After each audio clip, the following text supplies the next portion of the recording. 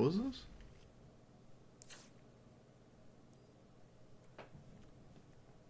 When did I play this?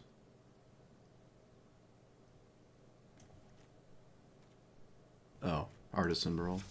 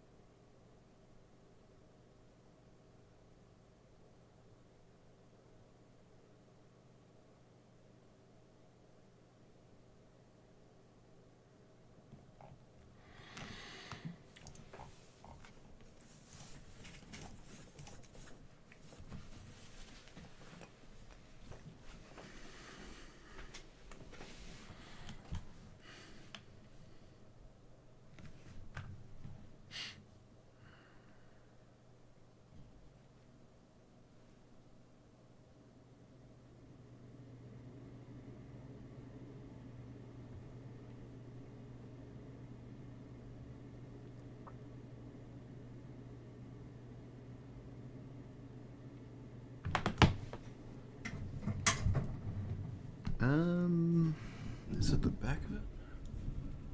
Gain. Okay.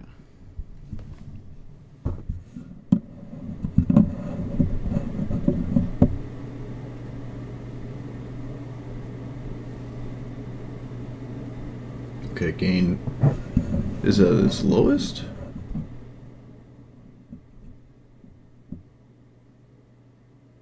Oh, it is. Oh, that's that then. No fixing that.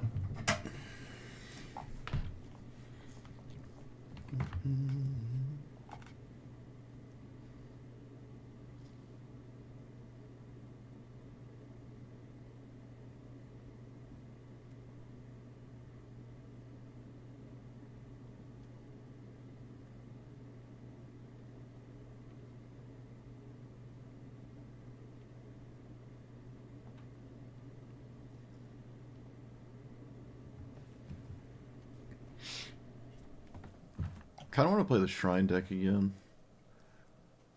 but more fine-tuned.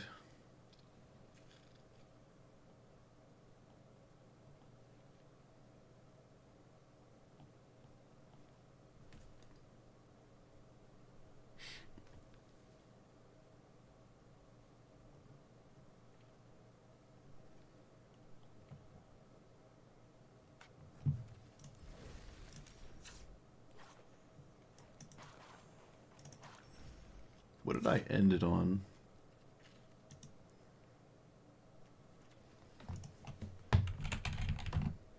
What?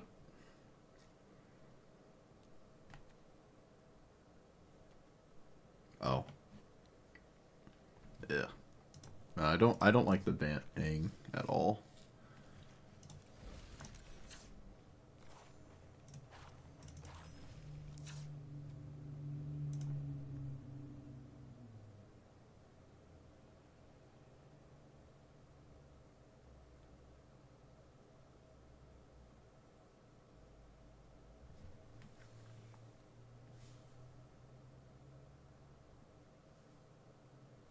Yeah, shrines. I like shrines. It's a pretty honest strategy. It's like dead middle for where I would like the most of the game to be played around.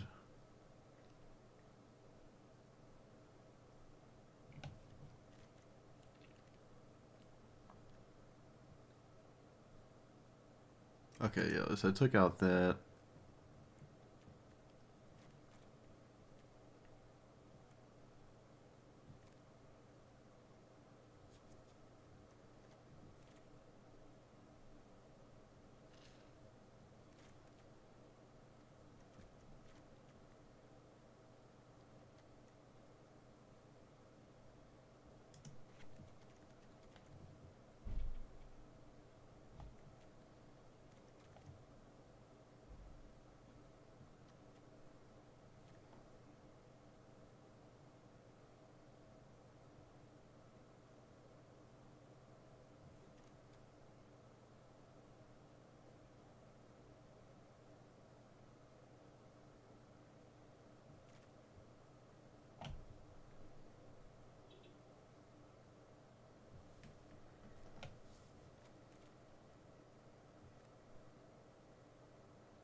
Took out that.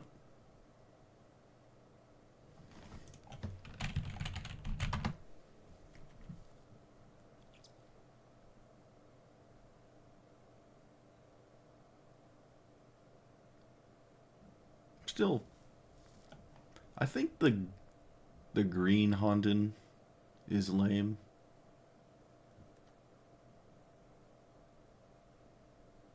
Which means that this is also lame. I just don't care about an army of 1/1s, really.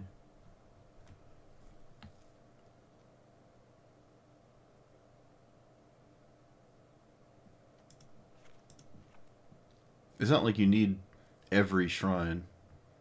In fact, you most of the times don't even need 5.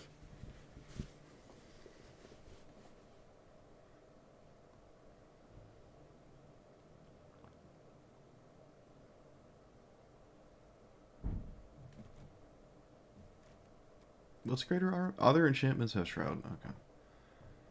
I don't think I actually played the deck with Aramancy in it or Sterling Grove.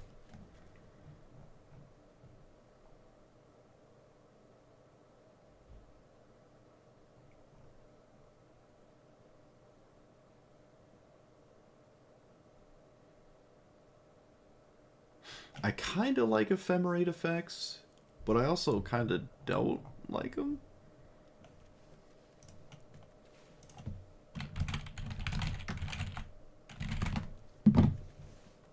Not even sure which ones I would play.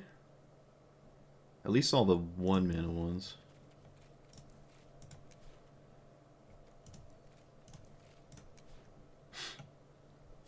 This is artifacts, yeah. It'd be cool if you could flicker the...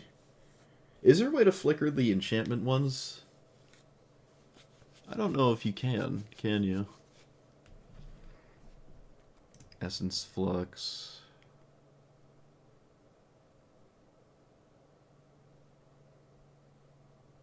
I suppose at 2 mana, it isn't that bad at 2, like this effect at 2 mana.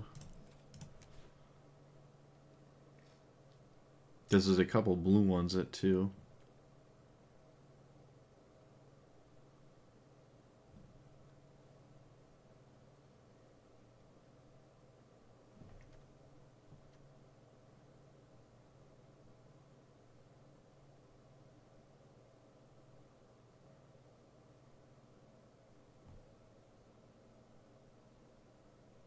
Oh, there's one that does actually flicker an enchantment.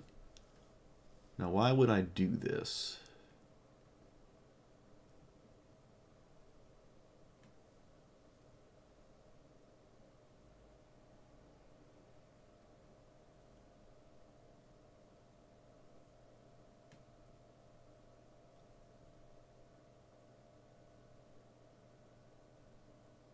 For the certain shrines outside of my commander.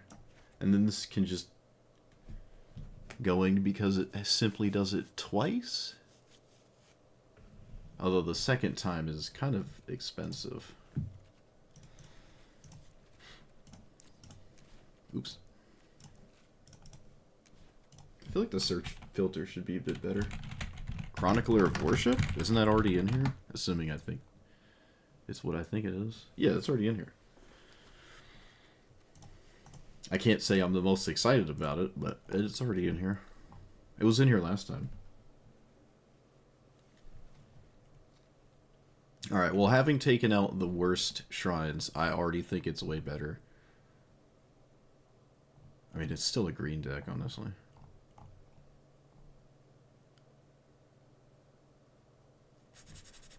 What is the opinion of the land suggester? Really? Why is that? It's because all of the non-basics already tap for green? Okay. Still feels like way too many planes to me. That's odd. I guess if that's the case, then the Esper Triome can be an exception. I don't know how I feel about the World Tree. What am I doing? Yes.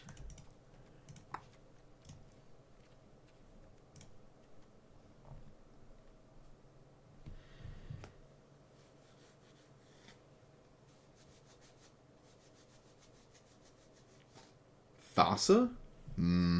Thassa feels expensive for the exile return thing. I suppose it is indestructible, though. With that logic, teleportation circle is about the same.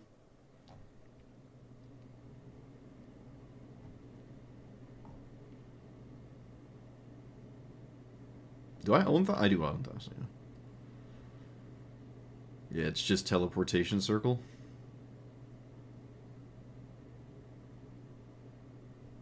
Wait, is it actually? When is teleportation? End step? Yeah, it's the same thing.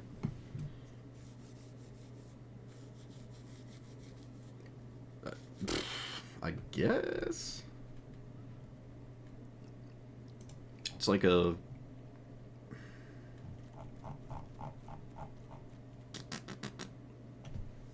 Yeah, we could... Yeah. Like that other player had a bunch of counter spells in their shrine deck. It's looking like just shrines and just counter spells for some reason.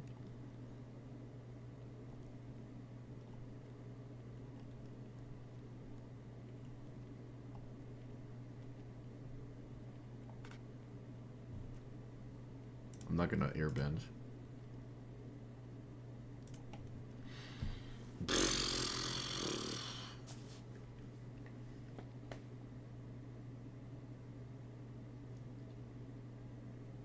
Wait.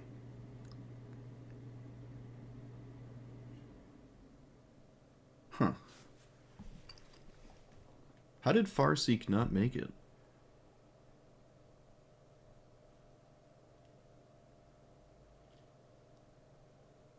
I think I'm going to turn Aang's Journey into Farseek. Tutoring an enchantment is not really... How did I not get Farseek in here? Wow. Must have been an oversight there.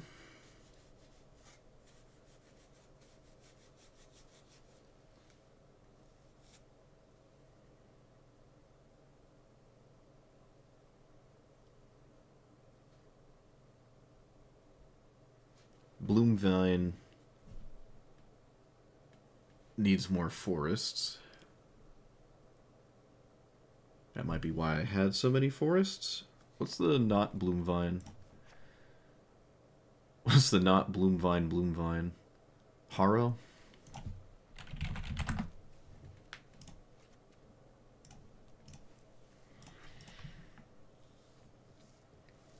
Is Zur in Magic Arena?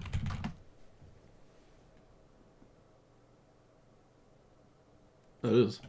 Oh, well, this one is. Isn't this better with Overlords, though?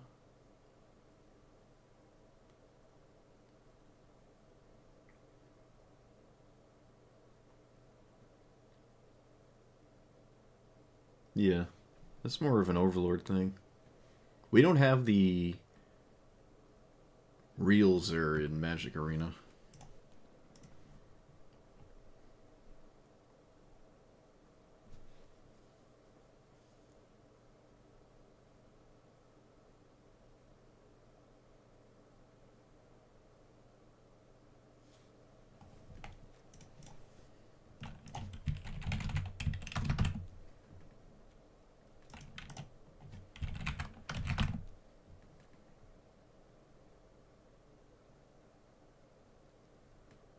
I don't think these are the same. I think Aang's Journey is a lot better than this. Yeah, Aang's Journey is like an actual card that you could consider. This is not the same at all.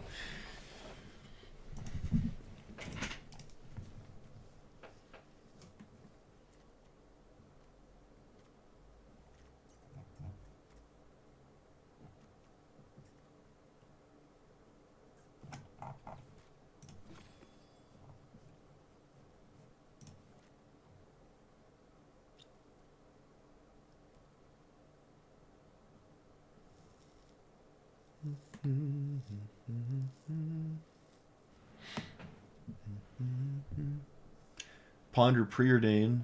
are in fact not in here.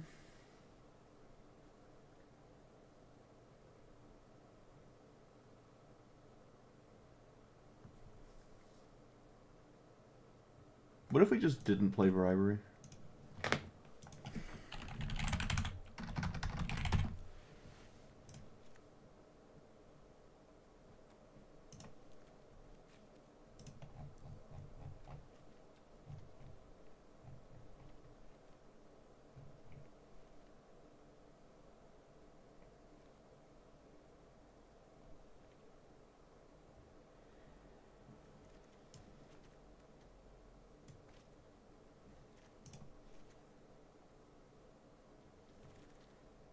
Yuna's a finality counter?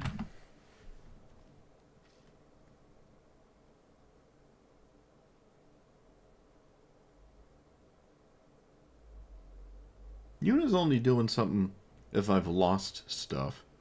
Otherwise, it's just kind of chilling, because I don't mill myself. It's only if my opponent actually interacts with me. And then it would also have to actually matter that I did that.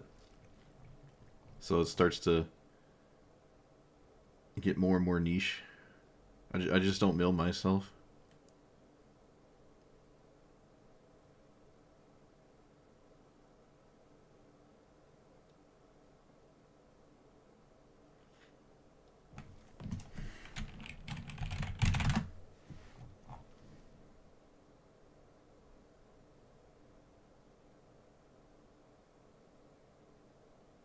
I think White Lotus Hideout should be a better land.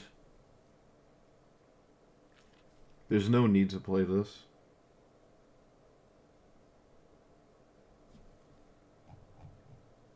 Honestly, just literally a forest is just better than the White Lotus Hideout. Or Mana Confluence or something.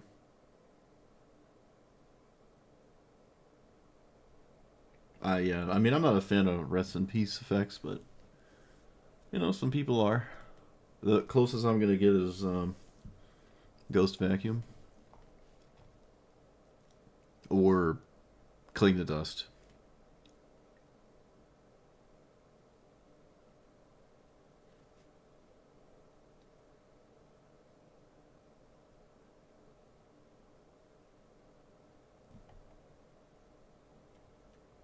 This is a shrine, right? Ugh. Ugh, that's not a great hit on my commander. Maybe I do take this out. Maybe, I don't know, I can chill. I did craft it for this deck, so I kind of don't want to take it out. But you don't want your commander to hit it first.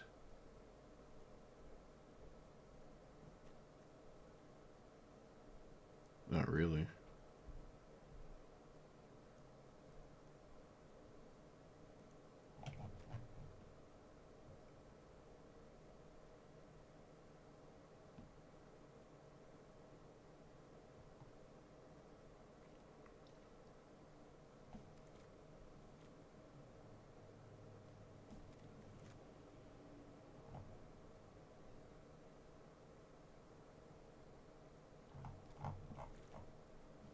Is it? You make a bunch of 1/1s. Well, like I said, if it's the first shrine you hit, it's really not that great at all.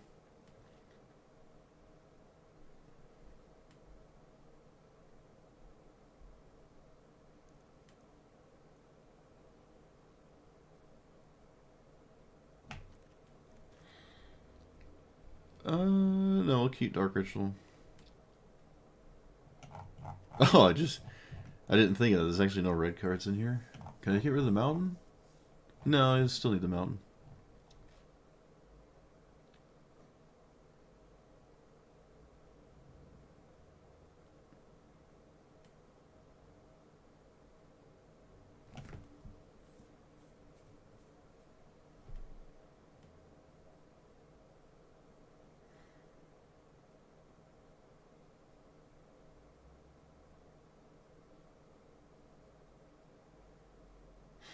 Okay.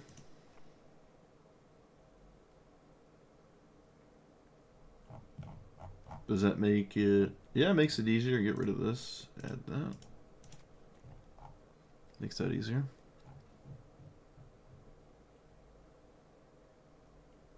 Could just be idyllic tutor anyways. Alright, let's try there. This feels significantly better than last time. Last time I just put every shrine in here and said, let's see what happens.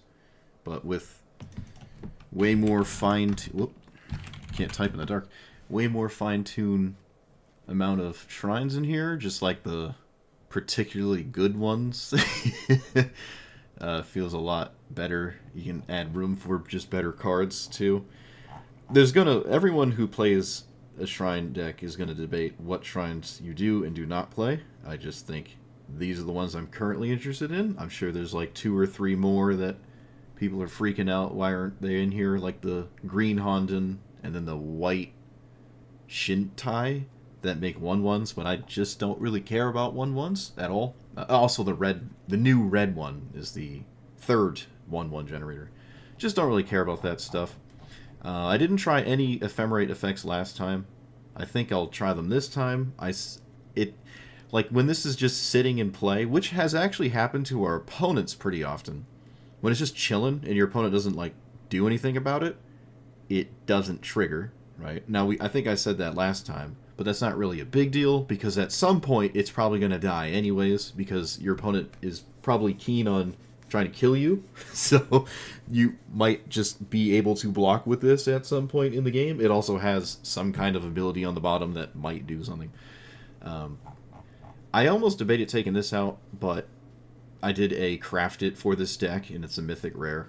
I crafted it last time, and B, it still has text on it. It's just not really a good first hit, in my opinion, with this. It's like your first shrine you hit is this. It's really bad. But you don't need a critical mass of shrines, like 10 or something. You just need a few of them.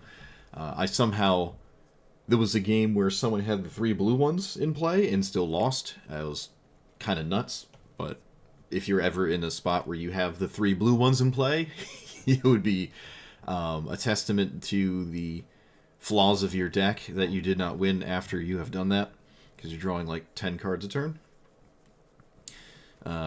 Cantrips, mana base feels a bit better. There's no White Lotus land in here. I think a forest is just better than White Lotus, or whatever it's called. I think it's called White Lotus. Yeah, White Lotus Hideout. Just play a forest. There's no need to have a rainbow land like this, or if you really want one, you could play City of Brass, what is City of Brass? Mana Confluence. Play Mana Confluence instead. But yeah, I'm going to try to flicker this. Still has the ramp package, because you still have to cast a 4-mana card to start playing the game. And could be a case of more removal is required, or more sweepers, because you don't really play to the board too heavy. And if you sweep this, you're not upset, because it just comes back at some point. You just sort of killed it for your opponent. But I'm not going down the sweeper route too heavy right now, at least. Especially with Sphere Safety, Ghostly Prison nonsense. Could be annoying to even swing at me until you deal with my board. And yep, let's see what happens this time. Feels like it's in a better place. Though the player base is a bit more prepared for it, that's for sure. It's been a minute.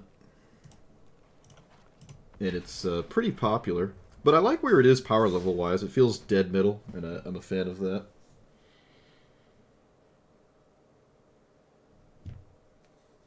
Time Warp is good. Extra turns are good with shrines. I think extra turns are good. You didn't have to keep typing words. You don't need you don't need anything specific for extra turns to be good. Alright, this is an unfortunate hand, I will admit.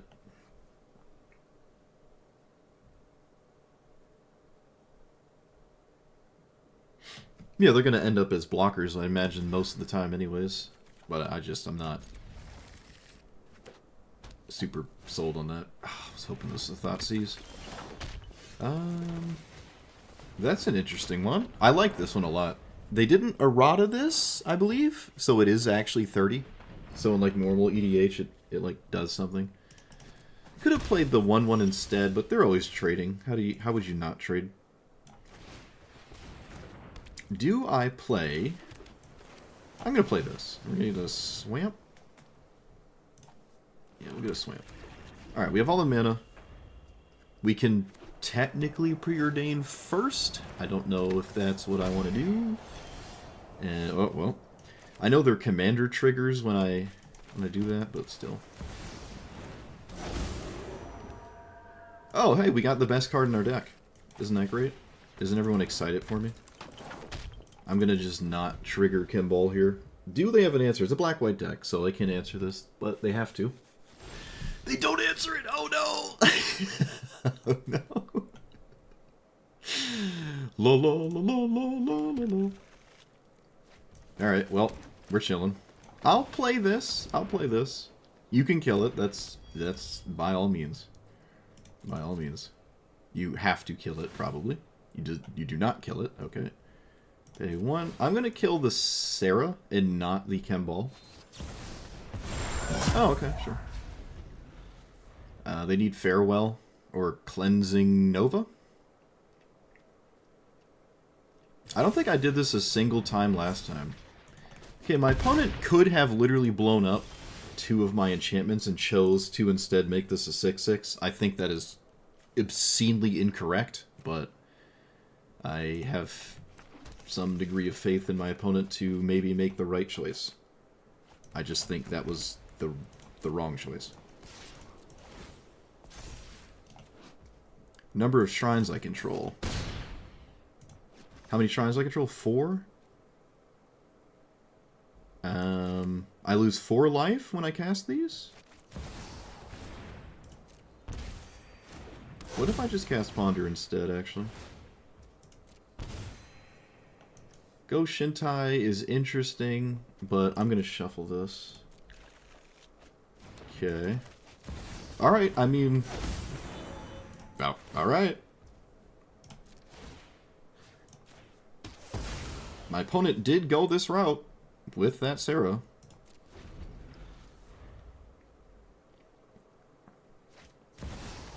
Okay.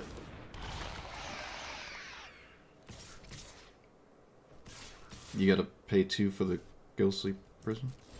Opponent cannot pay 2.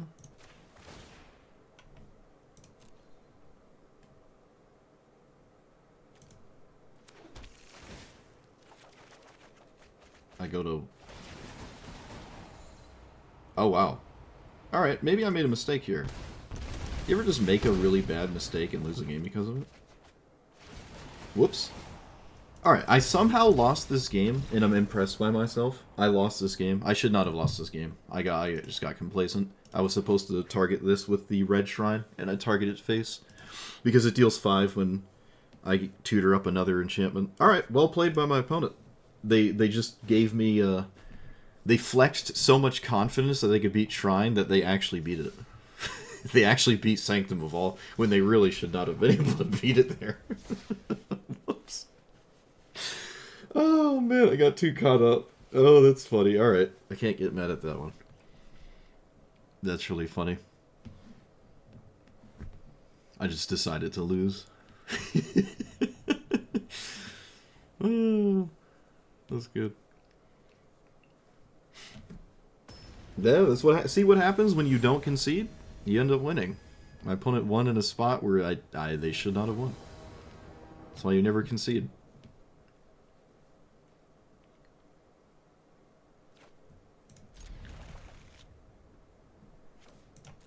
Let's get rid of Llanowar Elves.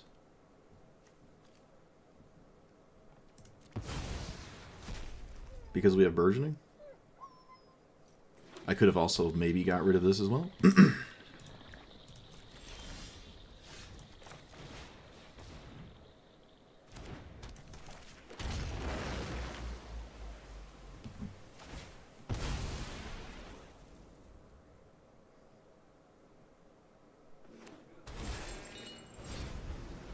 Yeah, don't give up the fight when your opponent's about to commit Sudoku.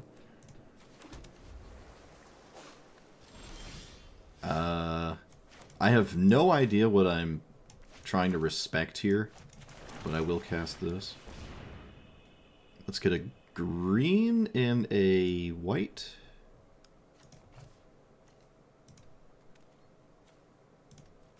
Already played a land, right? Yeah. Alright, this works out. I like this situation. Especially when they just did nothing at all, so...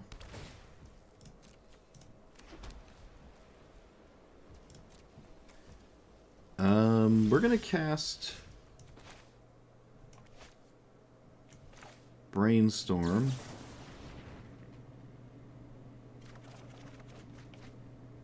Those are funny.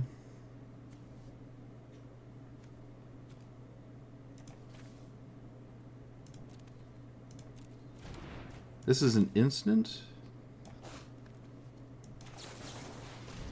Okay. Let's get rid of you. Alright. I'm setting myself up for spam casting my commander, and they also can't really go for their commander this turn. Maybe they can, actually.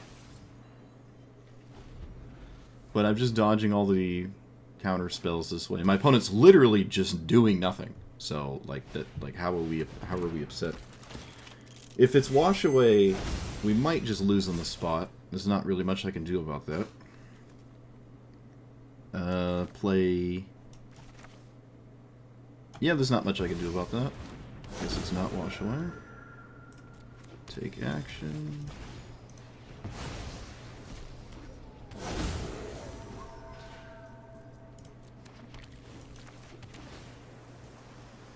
That's 2? So it doesn't do anything?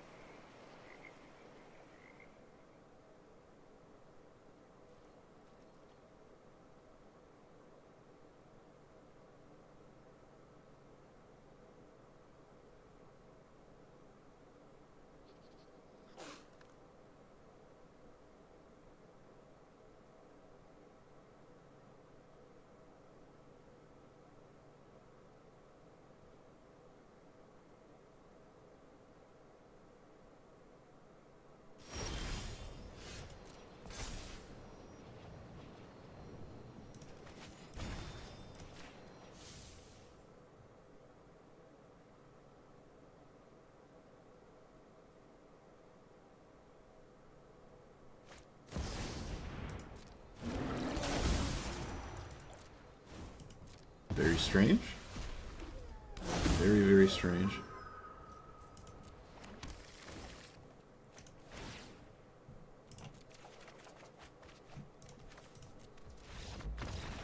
Alright. Not sure what my opponent was thinking there. They must have just drawn this, or I have no idea. But as you can see, my opponent did not go for their commander because their commander isn't 100% safe to do anything. And then we just... Yeah, alright. Too many cards. Too many shrines.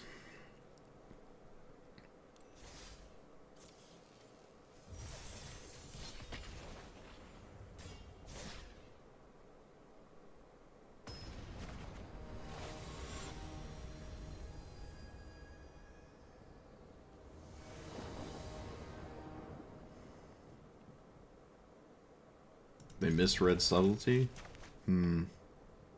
Tragic.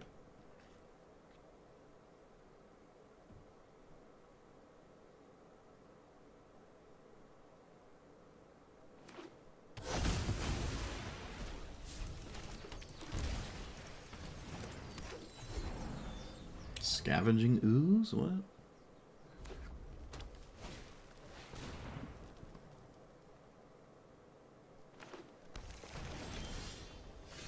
Let's play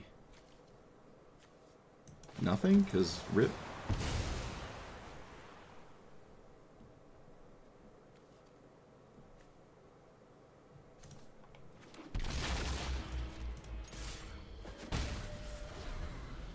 I think Sphere of Safety is actually pretty good here.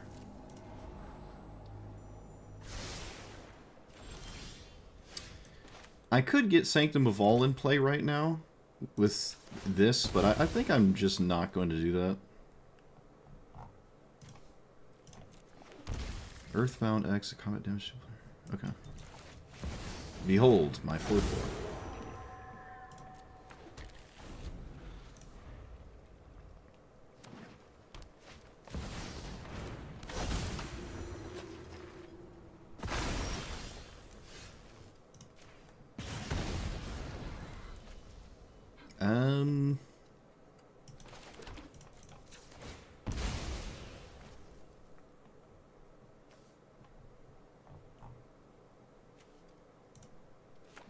Let's play...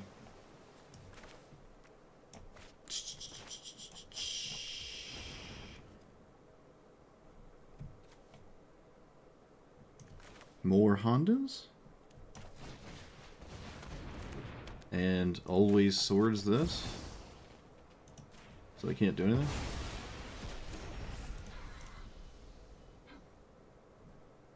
And valiantly trade with their land if given the option.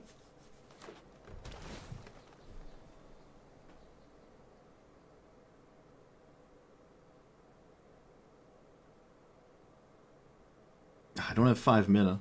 I can't Enlighten Tutor for Sphere and cast it, so I guess I'm just not doing that. Oh. Okay.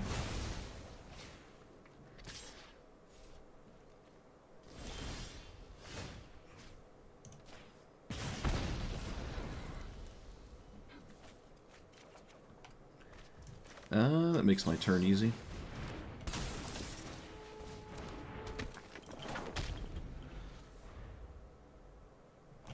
Craterhoof Behemoth. Interesting. And March of the World Ooze. Wow. Well, you gotta play that card in your hand or it's gone forever. Looks like it's gone forever then. It was a giant expensive spell. Alright, yeah.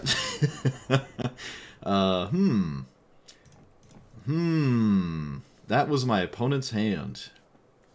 Okay, alright. Shame that didn't work out, huh? I mean, I could have also just sort of blocked the 4/4 with my commander and not killed their commander at all for any reason. I had a lot of ways to win that. I also had a lot of ways to lose that. If the first game we played today was any example.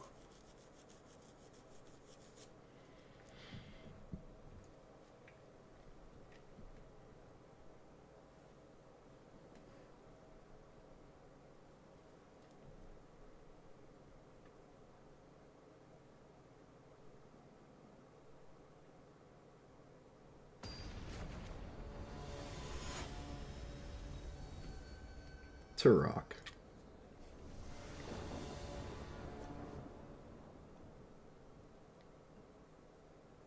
Alright, we're going to try to dump the hand really fast. That's what we're going to try to do. Because Turok doesn't want me to do that. So I'm going to do it. I'm on the draw, though? Well, then, this is what it is.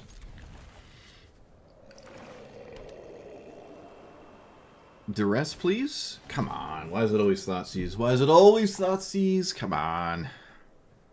Ugh. You're not taking anything but that. It's not hard. Both of those are actually just cards with text. So, I'm gonna hide the Farseek, obviously, because that would be a good idea. In my opinion. Let's do... Don't need that in play. Let's find... No, blue. No, red.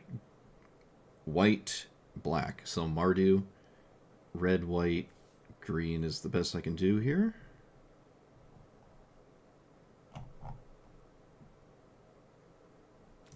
Okay. Turok me, do it. Well, deck doesn't really do anything else, so. Just anything except exactly these two. Anything except exactly this.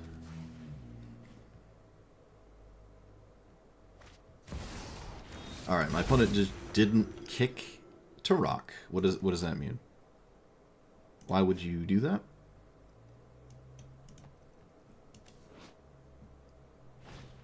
I don't understand. This is decisively worse than kicking Turok by like an immeasurable degree. So that's strange. Let's get rid of Worldwagon then. I'm terribly confused. Well, I'm going to just safely plop this in play and demand that you do something about it over the course of this game. Could have also got rid of Flicker of Fate. I'll just do it this time. I don't know why they didn't kick this. It doesn't make sense.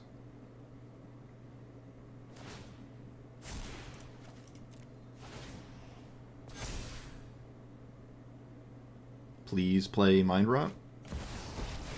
Not quite Mind Rot. Not quite. I'm not convinced Greater Auramancy does anything here, so...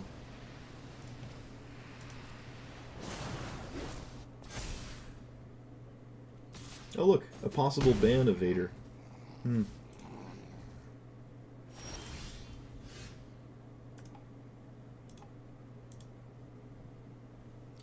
What's happening? Oh, I'm taking damage. Boop. Well, if there's a removal spell, the game is probably over, and of course there's a removal spell. Why not? Might as well. Always have it.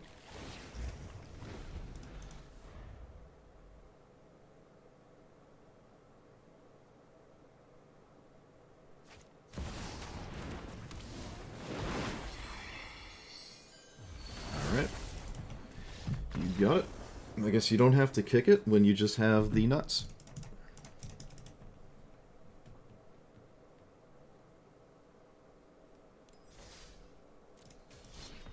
I still would have kicked it even with the nuts, though, so... Guess it didn't matter. Turn 1 Thoughtseize, I lose.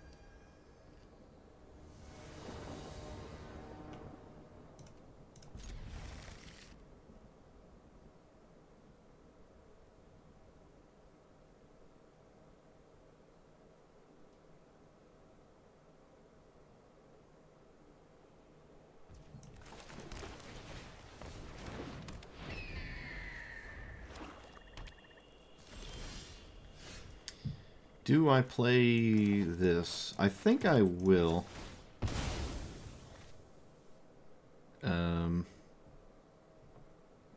White. Yeah, we'll do white.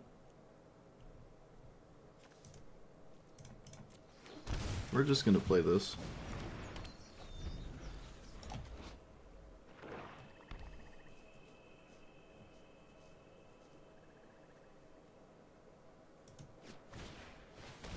This could be the next one to take out of the deck. It's kind of disappointing. We'll just play more cards.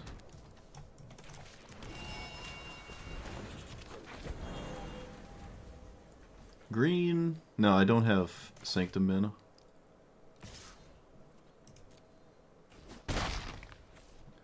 Green, green. Green, blue, white, red.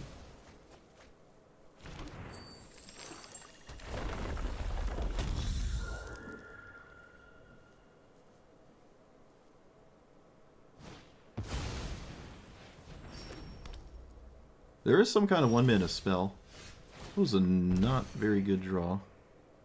I am going to lead with my commander instead of Teleportation Circle. Because another shrine in play is perfectly reasonable. Honestly, that shrine is not really that great here, but it will be next turn. Yeah, we could take this shrine out. It might be the next one. I don't think I've ever once in my life used it, so... Might just take this one out. And just play the best of the bunch there. They didn't swing first. Oh, well, I could just block it. Never mind.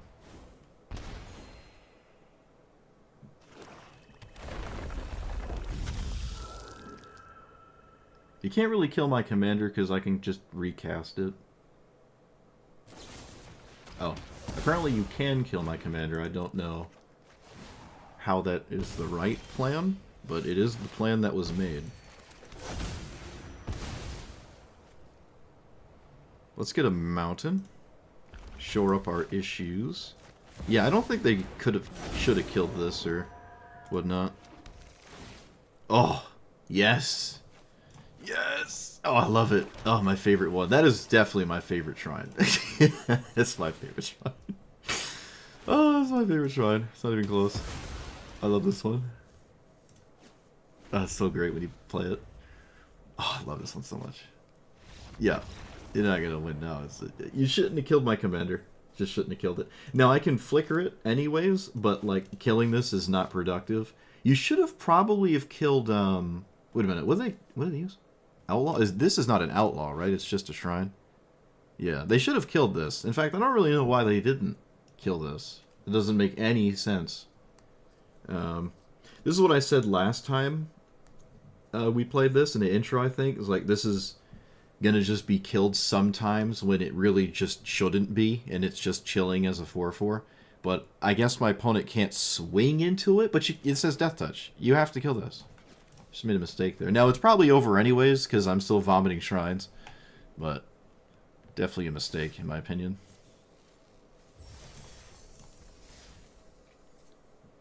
I'm going to take out the red shrine.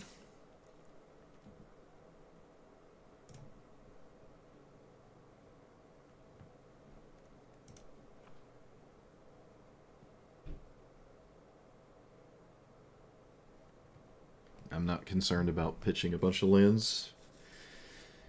If we're talking about it in a way where we've drawn a bunch of cards of blue shrines and now the red one is good, then the red one was bad. It's like, oh, now that I have 25 cards in my hand, it does something. Then it doesn't do anything.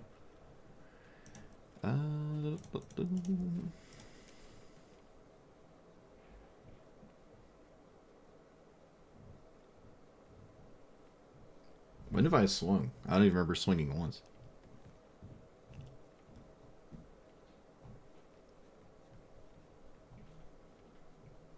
Get Lost is fine.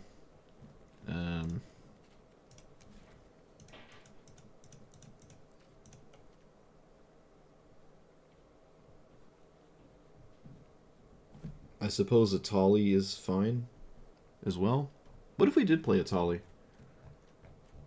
What if we just played Atali? There aren't any bad hits in my deck, right? Yeah, what if we just whoop? I mean, I'm a ramp deck, right? I don't have any counter spells. Casting a flicker off of Atali is perfectly fine, so why not just put it in? And it's another card that, if is not dealt with, flips into Blightsteel Colossus, I think, yeah. Or what is essentially Blightsteel Colossus.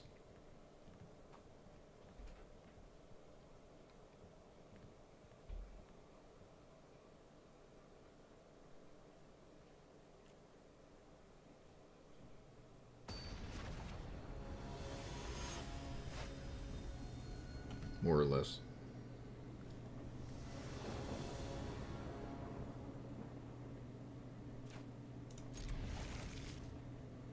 So I can cast my commander fairly quickly, but I don't know what that's going to do.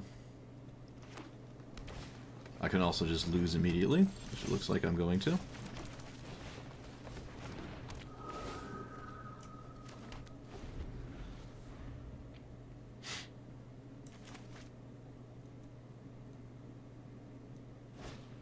Opponent just has like 4 mana.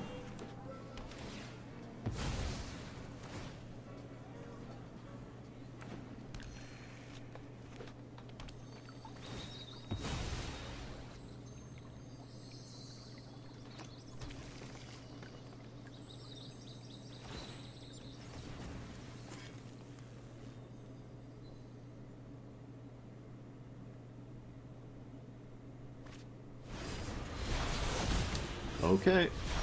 Me and my opponent are playing the same format, according to Wizards. According to Hasbro.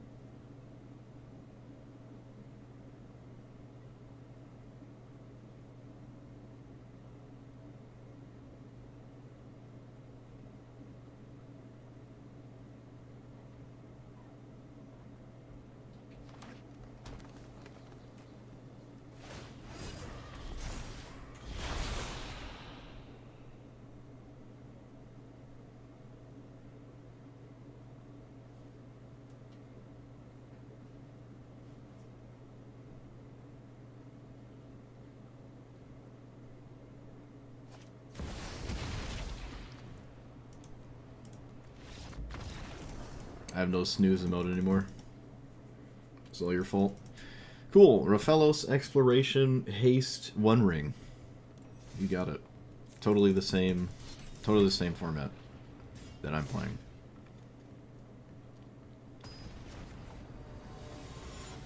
Not even sure why I'm able to see Rafellos. It's kind of stupid.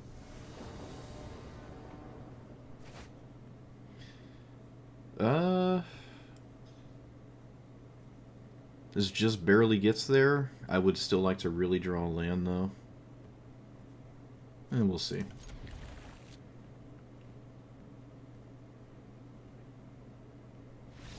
Oh, I guess we don't have to see anything because my opponent doesn't want to play on 6. As a green deck, I don't blame him. Might as well move on. Just mulligan until you find exploration every game. Concede all the other ones. Where did I get these? I don't know, but I now have them.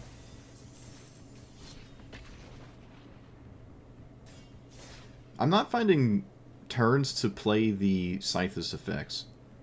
So maybe I take those out. Enchantress's Presence is just not... I'm not taking time to, like, play them.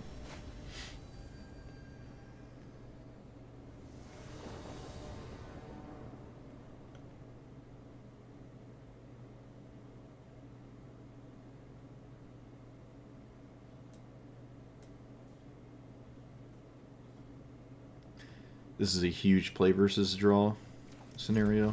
Kind of unfortunate. Oh, now it's exceedingly unfortunate. I could have just full stop lost because I was on the play versus draw. And it looks like that is exactly what's happening.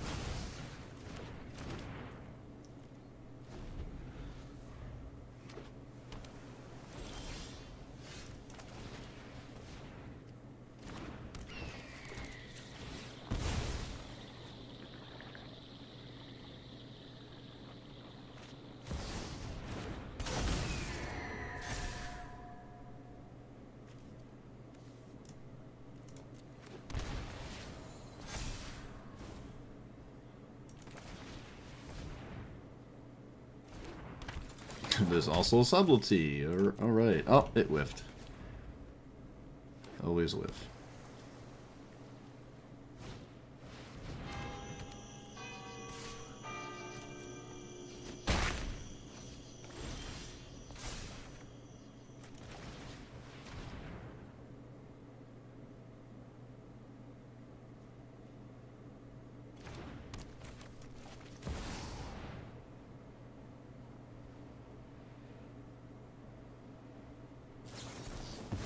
I cannot believe that that is counter-worthy, but I will gladly take it.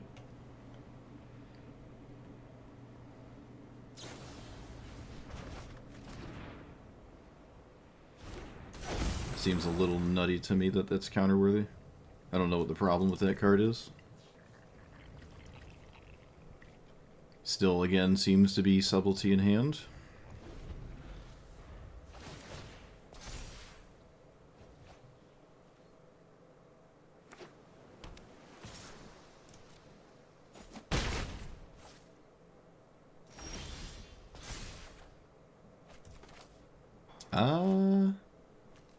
I guess I could just cast this, then? Yeah, why not? It does resolve.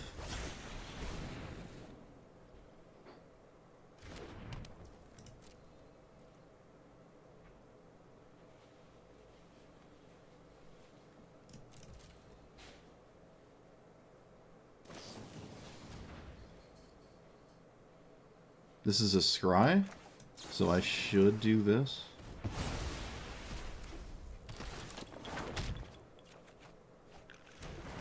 Does my opponent know about this? I don't know if my opponent is aware I put that to my hands. I don't think it's revealed, so... Maybe it is, but I'm not sure. Also, I'm no longer on the subtlety idea. No longer think that's what's going on. I'm still doing a one-dimensional situation, which is just casting cards until something sticks. Right? But I can cast this 2 turns in a row. I can actually cast it 3 turns in a row.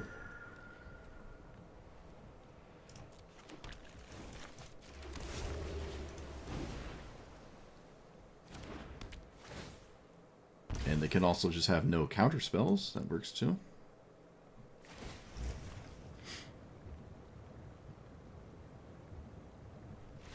Alright. Correct. Apparently they just had stone cold nothing. Play versus draw was quite massive, and my opponent was on the play. But yeah, there was a window where subtlety was no longer auto-yielded to, and it was no longer on my radar. But that doesn't stop my opponent from having anything that mono blue wants to have. They just didn't have it. This did trigger once and draw 1 off the fetch land, which didn't amount to that much, fortunately. They can activate this twice, and I mean, I'm just running away with it though, so alright, cool. I would always play Sanctum there, even with their commander, I don't care. Sanctum is vastly superior to my opponent drawing 1 card a turn.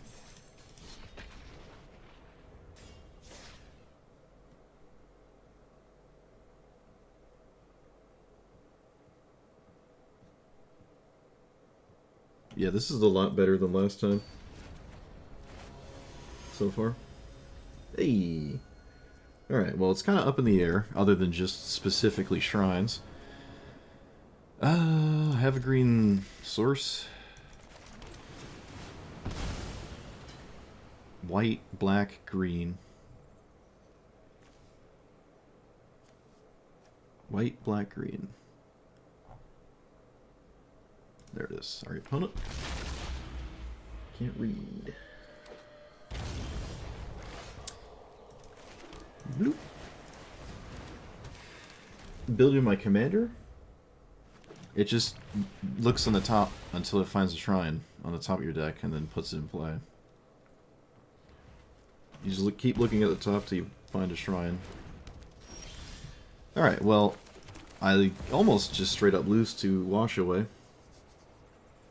Of course, they have Wash Away, why wouldn't they? I probably just lost because of that. There's not really anything I can do about it. But I would say I probably lost.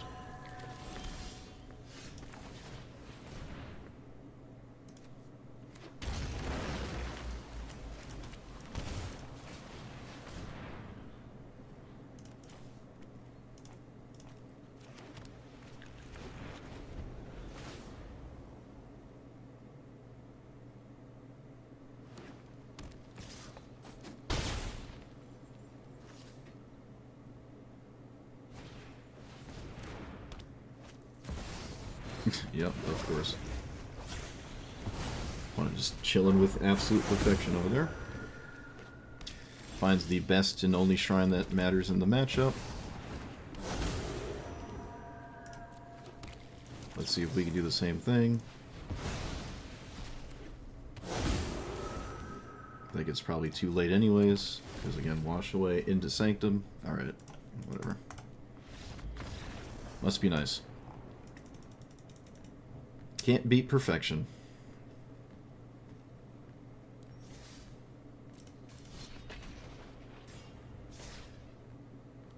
I'm not going to play Wash Away as long as Atali's in my deck. Knowing me, I'll just hit Wash Away every time with Atali. I'm just not going to do it.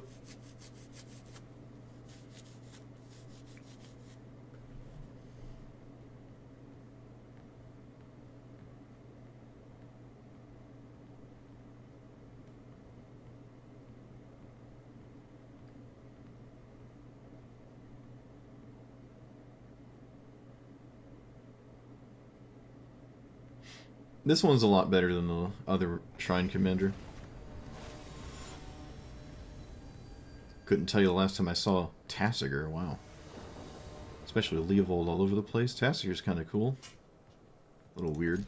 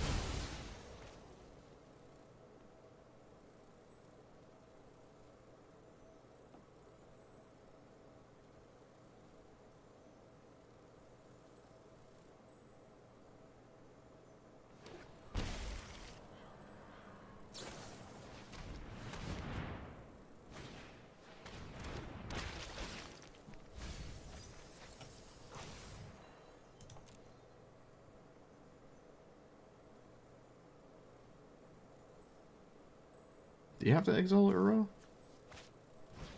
Seems kind of bad. Oh, you don't. Okay. Just cast this here. Tasigur turn 1. Never seen that before. It is kind of just a 4/5 though. That's so. These two.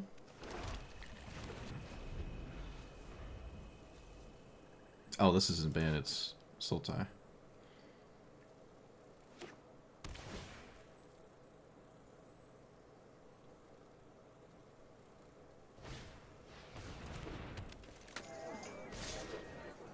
I'm curious if all of this was worth it. Apparently it is. It just seems a little funny. Land, please. Thank you. So, Commander.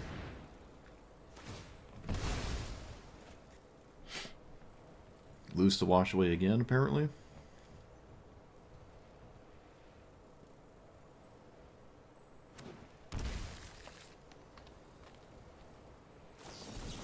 Okay, yep. Ridiculous. Turn 1 Dark Ritual, Stitcher Supplier Tasigur into Wash Away. You got it.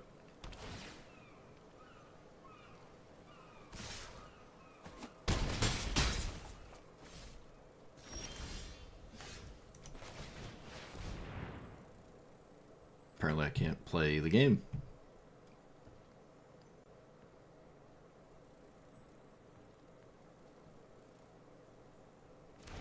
Oh, what's this?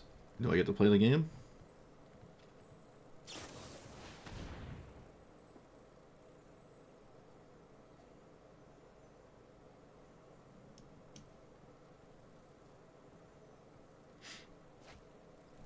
The other one does not have more shrines overall.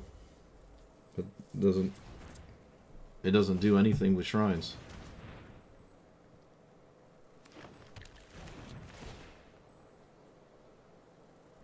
It just makes little 1/1s that you sometimes have after you already played shrines. Oh look, a land. Okay, well at this point it would be a little insane to win this, I feel.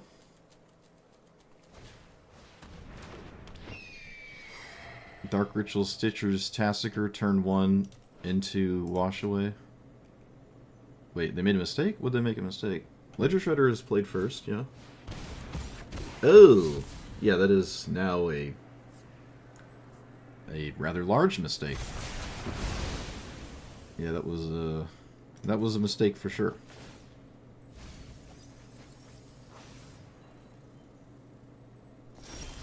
I'm sure you'll be fine though.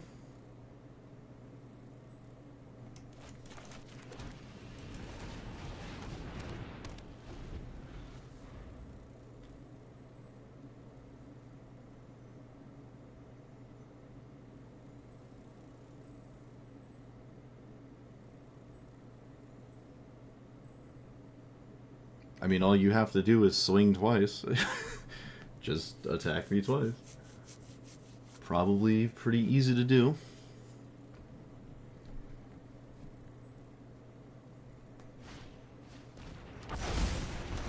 Okay, they have Reanimate Tidespout, or Vaultborn Tyrant. My opponent has had the best thing you could ask for in this deck. The fact that I'm still in it is kind of ridiculous, honestly.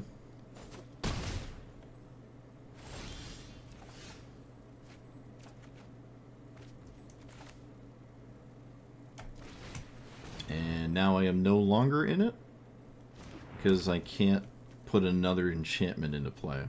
Alright. Nope, you got it. Well, no one will ever beat what my opponent did on turn 1. So, congratulations. On the bright side, we've only lost to the most insane things I've ever seen. So I can't be too upset. But on the dark side, we keep bumping into the most insane things I've ever seen.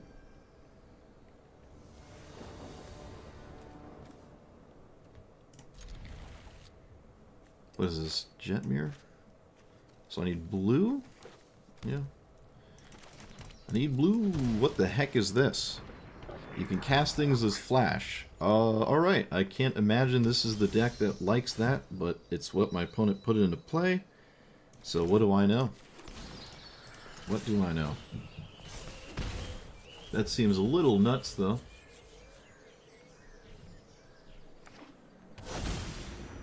Oh, where were you last turn? That keeps happening to me, too. I keep top decking Minotaurs. Haha, Blue Shrine, bask in it. My opponent did not play a ramp spell. That was their first mistake. Colorless land, not great. Sphere? No, let's just play this and then flicker the commander. I don't think there's any real reason to flicker it right now, so I won't do that. Still feels like there's not much of a reason. Actually, you know what? There kind of is. Yeah, because if they react to it, they can't cast their own. Alright, they didn't react to it.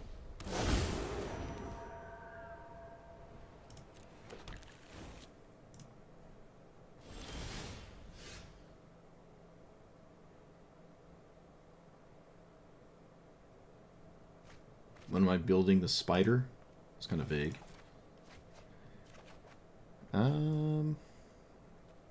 I could just cast Sanctum? Is that better than anything else? Can find a land first? But if I whiff on the land, I can't do anything.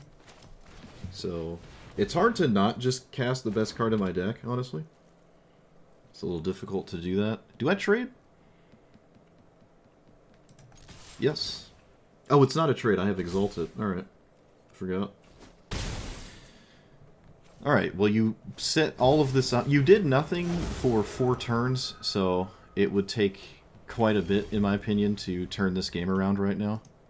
But anything's possible in a 5-color deck. The format is not very welcoming to doing nothing for 4 turns. It's extremely difficult to get away with that.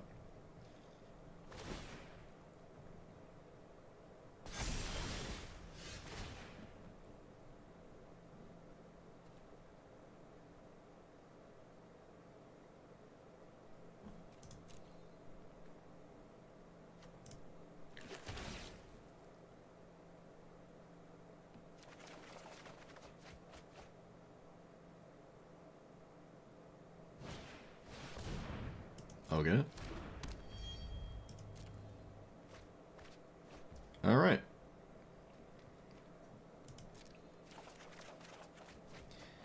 Okay, well, we have the entire universe at our fingertips. Sort of do whatever I want here. I will swing.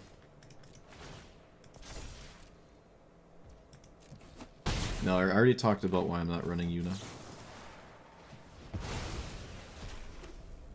Maybe I didn't in the intro. I'm not sure.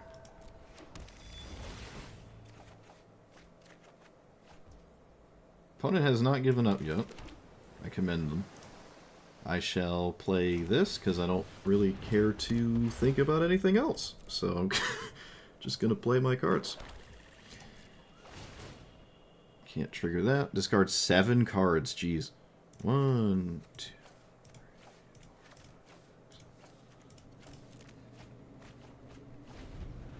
Yeah, Una doesn't work with this strategy. Alright, they drew a land for the turn, so it's probably over. But my opponent is sticking through. I suppose they actually do have a sizable board presence that isn't freely beaten. They are just generating stuff that I can't reasonably beat. I am going to deck out, too, if I'm not super careful. When in doubt. Oh, wait, we could have... Never mind. We could have just pinged them for lethal with the 1-minute black enchantment. Oh, but now I get to do this instead. That's just better, right? How's it not better?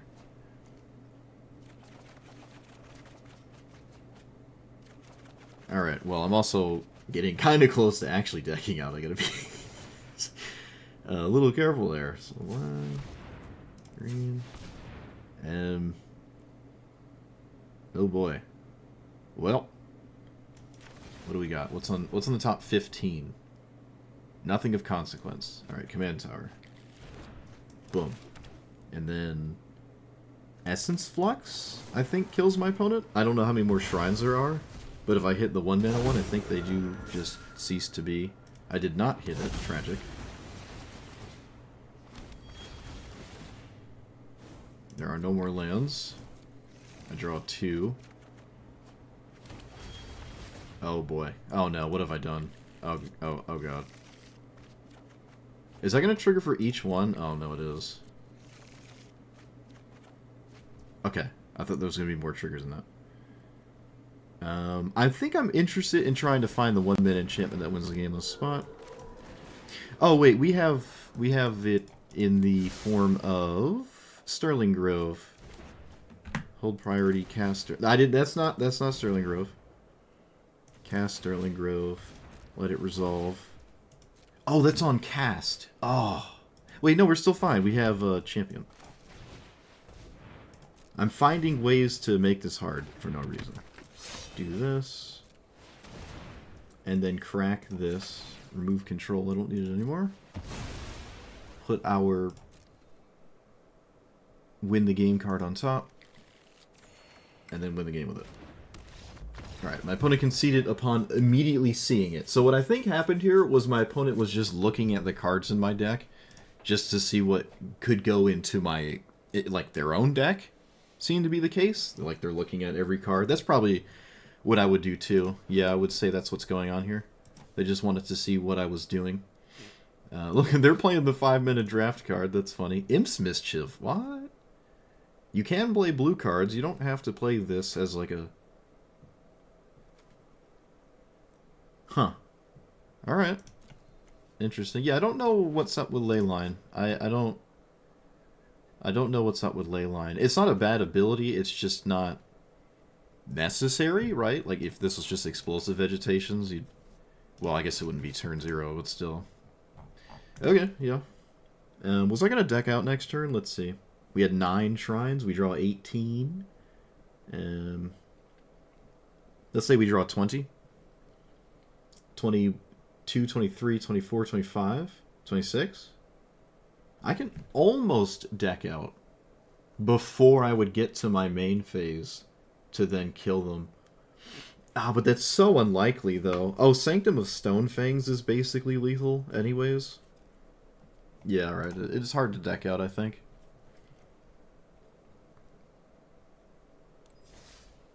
But I don't think I'm decking out at 30 cards there.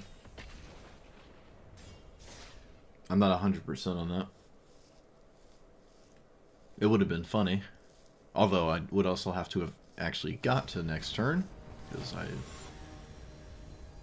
didn't get there. They died before I got there. Again, these have not done anything. I'm starting to think these are wrong.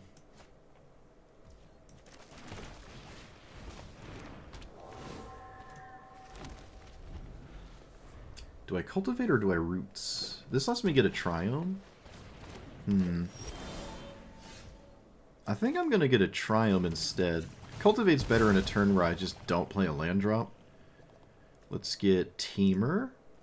And then... let's get white or black. I suppose white. And then can cast my commander next turn, can cultivate. I can do all sorts of things. I really would like this to be in play before I cast my commander. This is notably not 1 into 3. Oh. Okay. Silly me. Thinking I could do stuff there. I'm going to ponder instead of not ponder. This is not really the most exciting shrine. But I guess I can... No, I'm going to shuffle. I'm going to shuffle. Let's get... you. No, you. Play this. Alright, we have a board state. It is cards. It is text. We have both effectively done the exact same thing this game so far.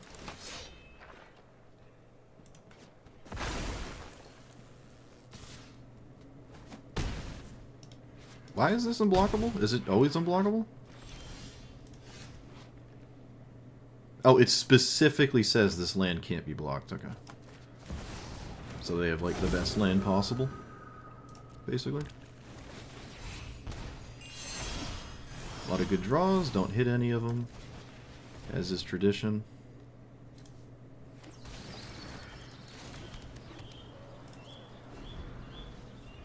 This is far and away the best possible land they could have here, and I can't do anything. Actually, it's almost the only land I can think of that actually wins from this spot, because I can't block it and continuously recast my commander.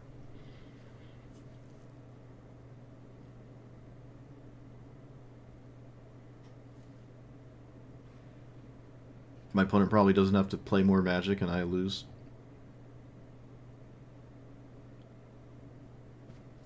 I'm not sure what else I could find myself being concerned with. When each time each creature you control gets each attack this turn, land enters main phase, additional combat. Okay.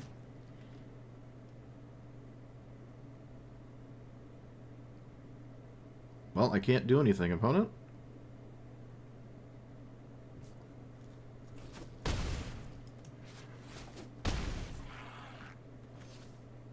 It's actually ridiculous that this is the land they have.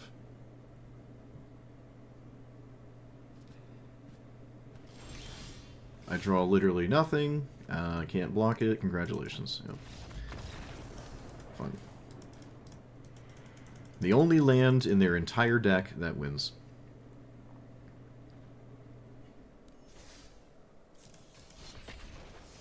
Oh, like I said, today has been we either win or we lose to the best things opponent's decks can possibly do. So, it's been a pretty polarizing day so far. Very polarizing.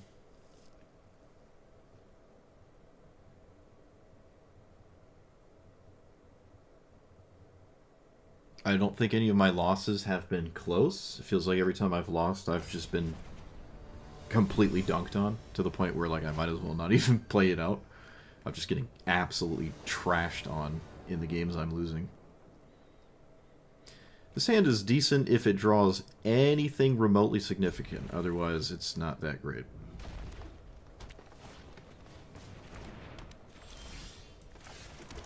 That's a start. It's a start, I guess. Let's... I'm probably not going to get a basic forest, I don't think. Probably could have, honestly.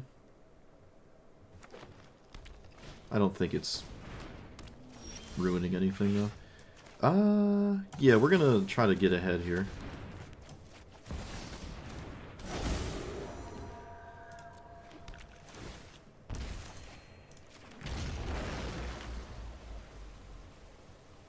I wonder if they would let me trade. I wonder. Probably? Right? I don't know. Do you? Wow, they do. Do I? No. Alright, good call. Wasn't sure if I did.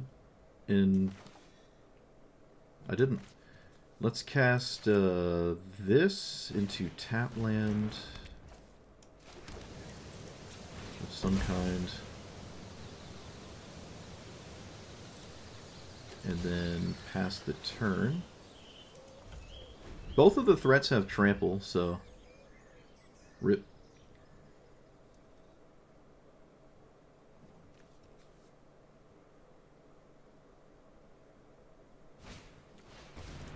Okay, copying that is funny, but they don't have haste. I mean, I'm gonna get soloed by Scythe Cat. Or the cat anyways, and I don't think these contaminators really matter. I'm just getting soloed by the stupid cat.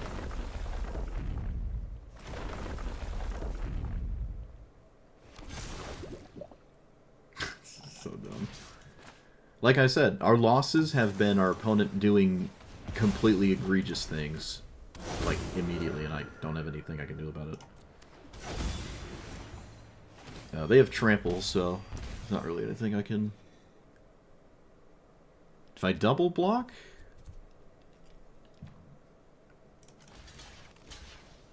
What if I did that? Still doesn't beat the cat. I could have blocked it last turn, yeah. I chose not to. I thought my commander was better than the cat. Clearly my mistake. I can't kill it with that shrine. It does have trample. It's not good enough. Yeah, I took a window of, I guess, a preposterous level of risk, and it didn't pay off. No one to blame but myself. This one. I think we're just dead, though. I think. There's really no reason to play or kill the Spring Heart, I don't think. Of course it's a fetch land, yep. Of course it's a fetch land. Hardened Scales Cat. Should have respected it. Should have blocked. Didn't block it. I really thought my commander was in a better spot than it was. Really thought it was a better spot. I should have just respected it.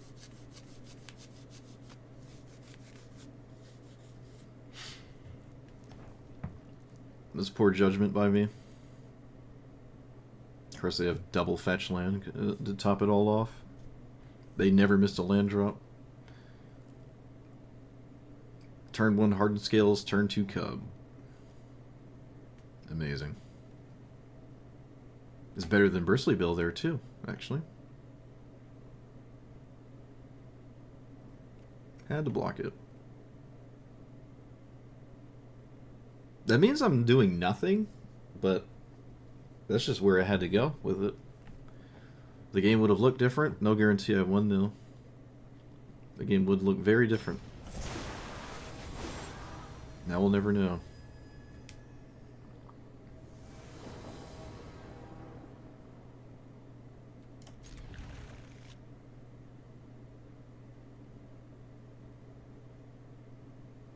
What is this? Glarb?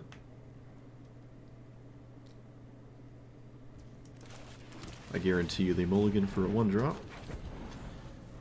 Guess I'm playing Champion into Commander. Yep, told you.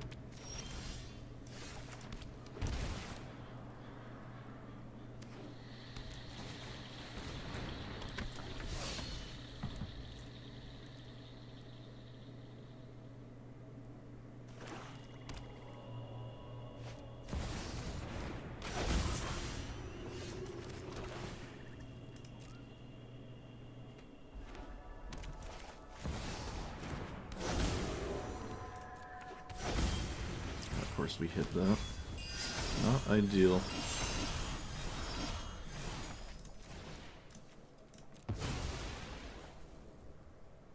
Blue, red?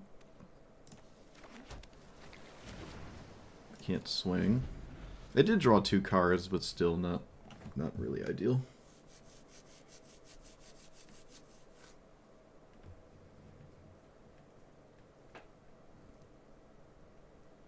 You run anti-mill and then run into mill. I wish I could see a mill opponent. Couldn't tell you the last time I've seen a mill deck.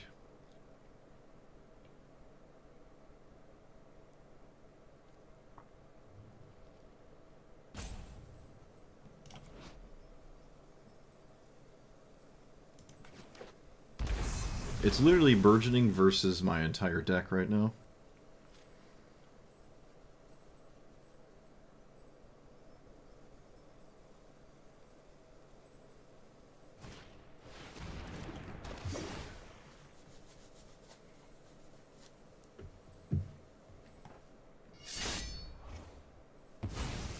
Okay.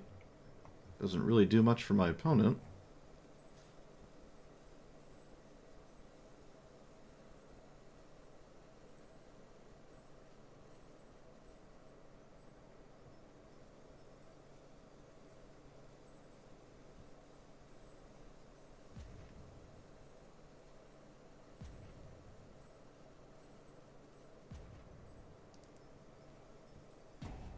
Exploration is a turn 4 dead level combo.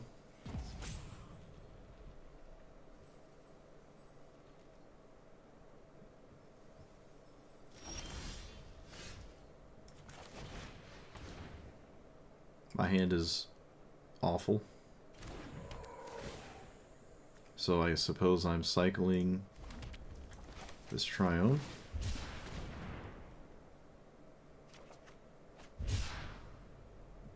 It doesn't matter if they have a land in hand. They could just play it anyways. Doesn't matter. Of course it was a land. Oh wait, it was a land you probably didn't want to put into play. Love to see that. So, swing.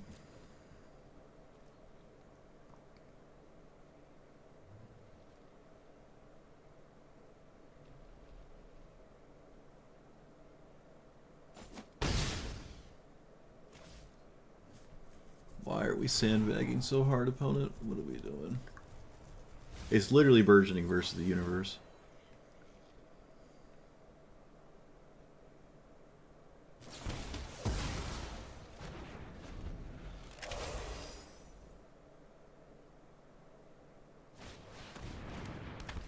Okay.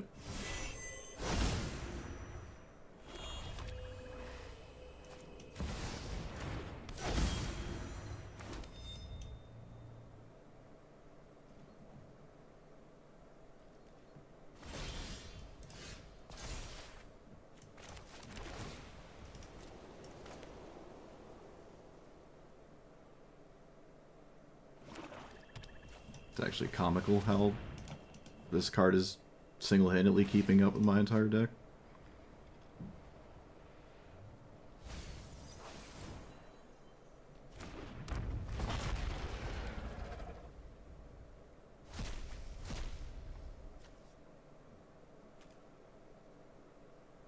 Do I keep Uro in exile? Is that how that works?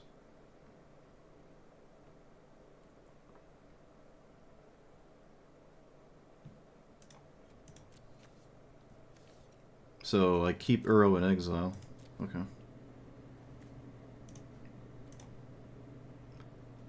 Sanctum of All is the card, I believe. I don't think it's even a slight consideration.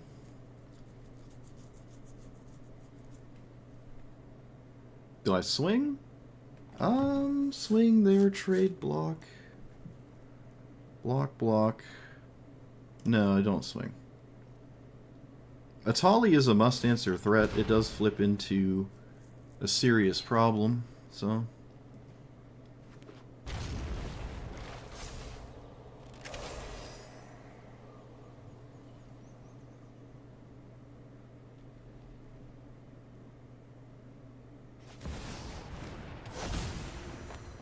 that was off the top.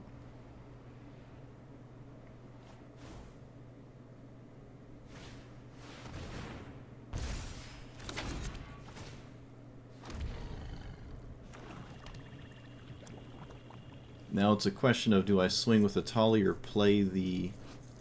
Oh, I can't swing with Atali, never mind, it's not... It's too much mana. So I just play this.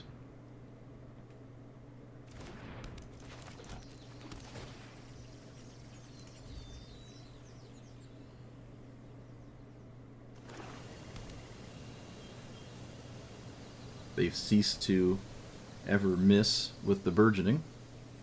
It's just hit a land every time. This is a mulligan to like 4. My opponent had here. Those are not surveil lands. I'm not sure what's up with that. Okay.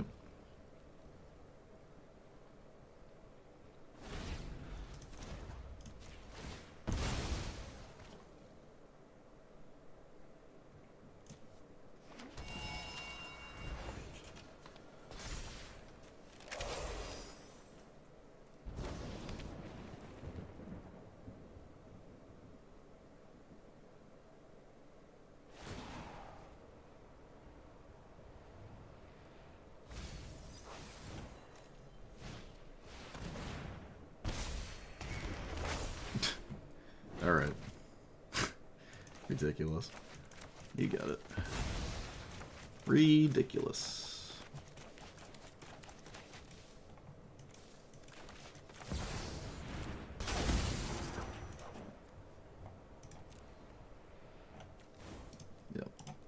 Amazing. Literally soloed by burgeoning. Mulligan to 2. Just burgeoning, I win. That's just how maniacally stupid that card is. Just completely soloed by it.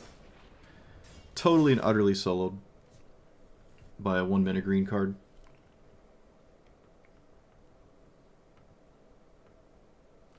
Just double mana for the entire game. They never missed a land drop, by the way. Like, at no point. They mulliganed super low and still had a burgeoning trigger every single turn. Ridiculous.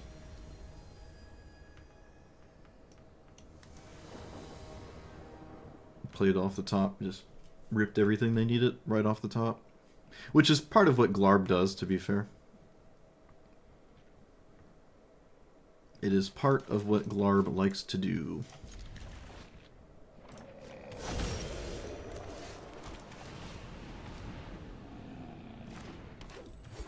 Greater Auramancy has not come up a single time. Maybe that should be something else.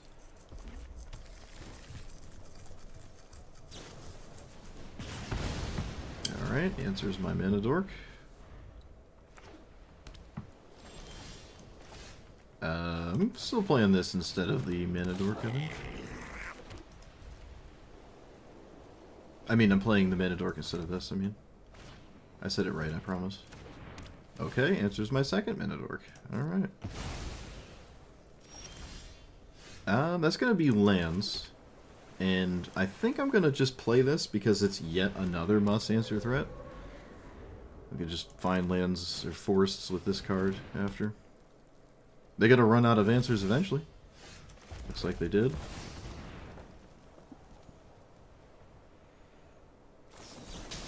Oh, never mind. Silly me. Just wash away again.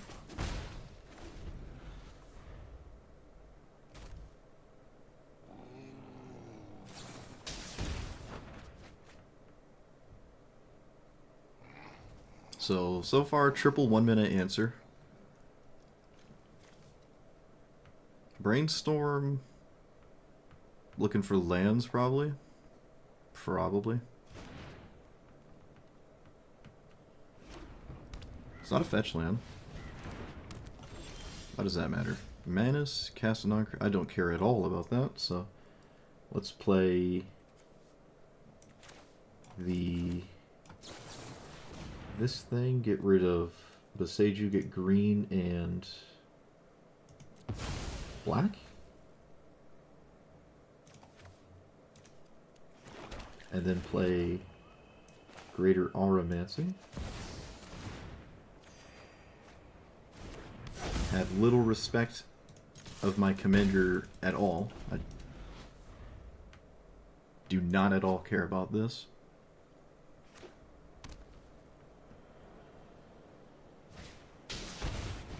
But I could have swords it. I really just don't care about this. I'm not threatened by it. I'm not convinced that it's scary. I can't teleportation circle here, so guess we're just getting the basic. Look at that mana base. It's funny looking. Look at that mana base. I could have left up Scythus and double blocked, honestly, but again, I really just have no respect for my opponent's commander. They're gonna have to really impress me with it here.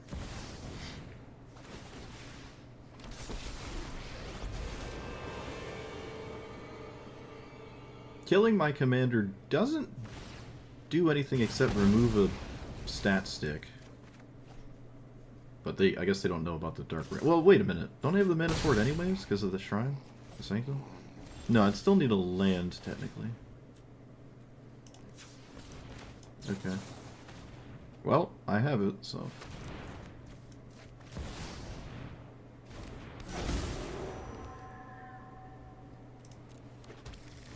Let's play this?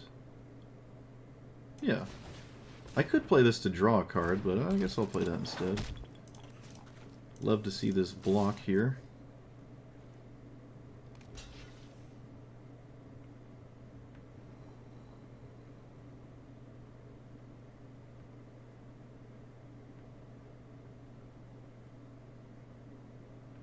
This is only blue and red. Okay, that's interesting. Not really what I expected, but I guess it works for killing Scythus. But now I can recast it.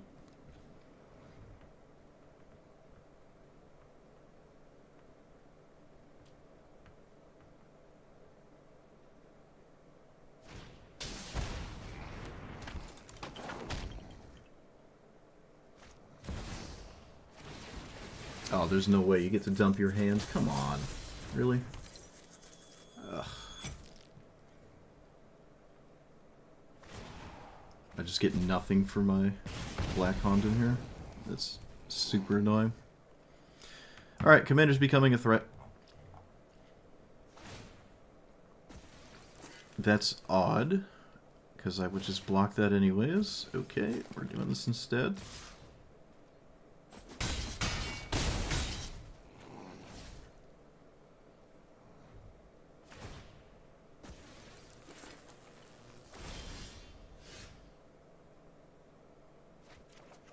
It was a Get Lost, which they did not cast in response. They could have done that. Chose not to.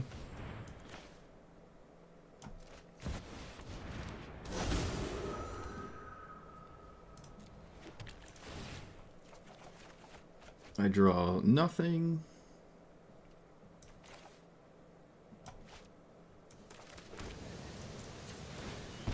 Alright. Lack of respect. Coming back yet again. I don't know why it insists on tapping the white source every time for all my cards. Well, this is obviously a white card, but you know what I mean. I don't think there's a shrine in my deck that saves me at this point. So, alright, I stole 4 life. Is that enough? I don't know.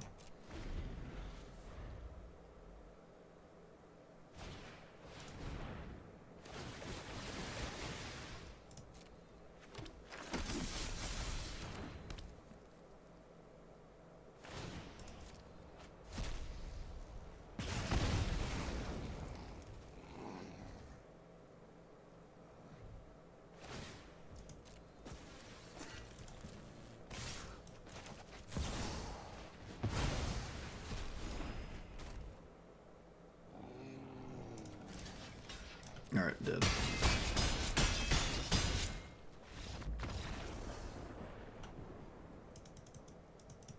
Alright, 2 major mistakes that game.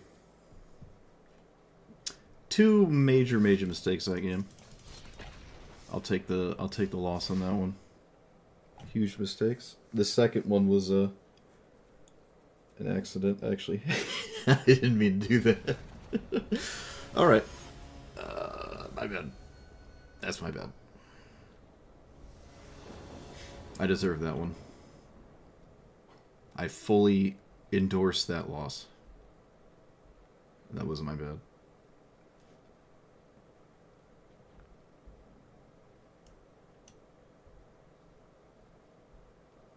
To be fair, the first one wasn't necessarily my fault, but the second one was absolutely my fault. The first mistake was not.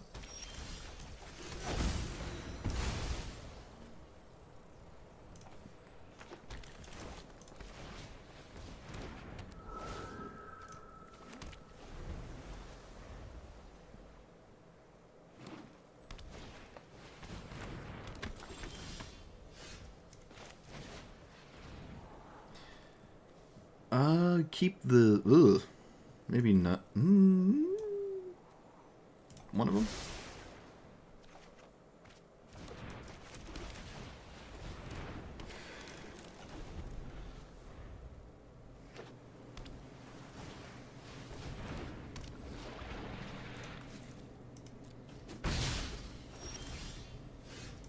I really want to play this first, so I'm going to. Okay. The setup is real. Now I just have to convert. Also, I've never actually played against this before. Path to Exile. No.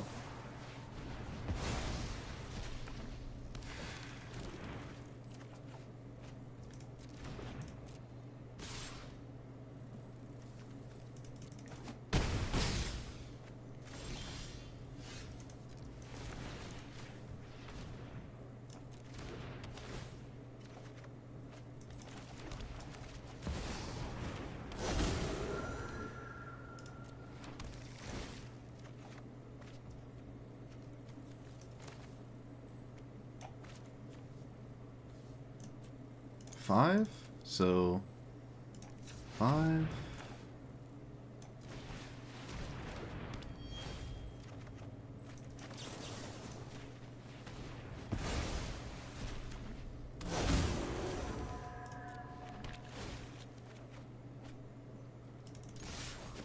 All right.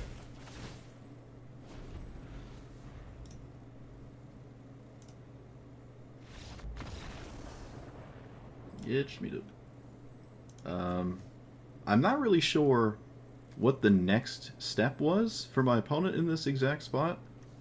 In fact, every single card my opponent played is...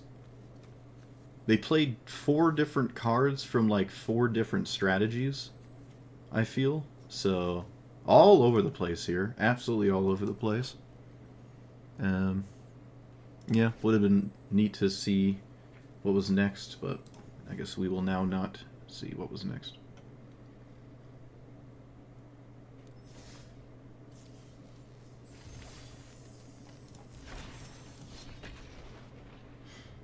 Alright, so far I've had 2 games I've more or less just sort of punted. More or less. Honestly, both of them I was probably going to lose anyways, but the rest of the games have felt fine. At least, in my opinion. From my estimation. The auto-tapper has got me once, though. I was debating which one I lead with, but I forgot exploration is beyond stupid, so I can do whatever I want. Let's play green-white here. Yeah. I mean, the game is, in my opinion, already over, but, you know, I can still try. This is where I would very, very swiftly concede. The turn, of course, the game I have it, there's no wash away. Rip skis. Do I lead with the Sanctum, actually? No, that's dumb. We came here for this. Oh, look. We just get that. Alright, this is by far the best thing possible.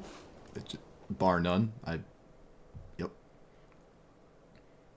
If I could choose my hand every game, I would have this as my choice. I am so far perfection right now. I'm going to go with the black Honden, because I don't like my opponent's cards. I'm going to be real with you. I don't like them. This attacks the hand, and I think that's by far the most significant thing right now. Opponent agrees. Look at that. I was right. I commend them for continuing this game, though. It still feels really, really bad, in my opinion, to be my opponent right now.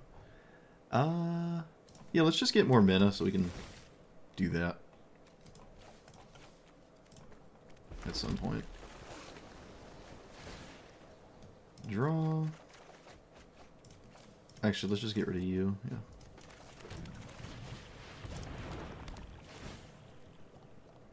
I will play the Black Honden instead of the Aromancy.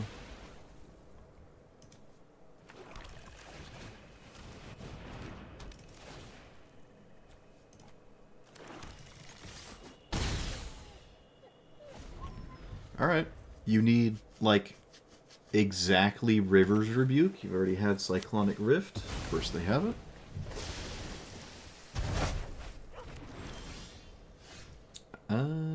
Play this. Play this. I think I'm still kind of okay, honestly. But we'll see. I would be rather impressed if my opponent pushed through all of this. But they've had exactly what they've needed. But one perfect opener, I suppose, deserves another. I did not expect my opponent to ever actually get to a 6-mana card here. Search my library. Let's get this one. I think this kills my opponent's commander. So that's pretty cool.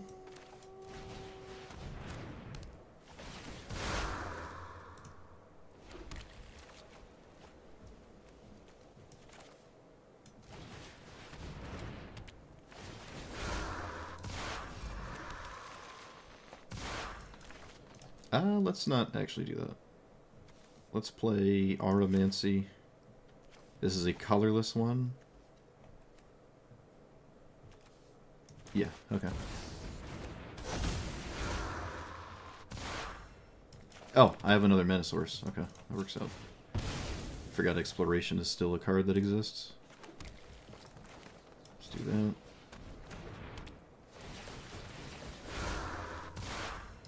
Oh wow, that almost actually killed my opponent, which was not part of my idea here. Alright, well I killed their commander regardless. I can't imagine their commander was going to do... Actually, what is my opponent's commander? Wait a minute. What even was my opponent's commander? When it enters, conjure a lightning bolt into your library. It gets Storm, then Shuffle. Whenever you cast an instant... Okay. Oh, I remember this one now. I remember this one. Right. I said this was the second worst commander in Magic Arena because there's no reliable way to actually get to the lightning bolt. So you have to like hyper fixate on the card draw side of it, right? And then just hope you find the lightning bolt. But most of the games probably don't involve the lightning bolt. You can, I suppose, flicker this over and over or whatever with like Essence Flex or something. But it's kind of like the Teamer Storm deck from the Avatar set we've played twice. Iro, whatever, you know. I don't know names, but it's lacking green. It's still a 6-mana card too, in a format that doesn't, the format that literally this is happening to you all the time. Like if my opponent didn't have exactly River's Rebuke Cyclonic Rift, it was over even quicker. But I guess I commend them for trying to stick it out. But yeah, Exploration into Sanctum is there's just really nothing you can do, honestly. This is the only thing you can do, and it does require your entire turn to do that, right? And at that point, I've already gotten so many lands off of this thing that I can rebuild very easily. Yeah, it's almost... I don't know if I don't know what could possibly get past this Exploration Delighted Halfling Commander into Sanctum. Alright, certainly not that, though. A lot of ways to tutor for it, are there? I kind of don't believe that. I don't agree. All I can think of is...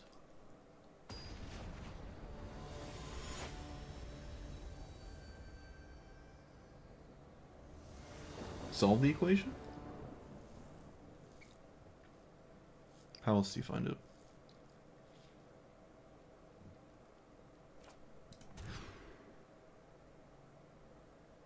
Ooh, this hand is... Oh, this hand's kind of meh.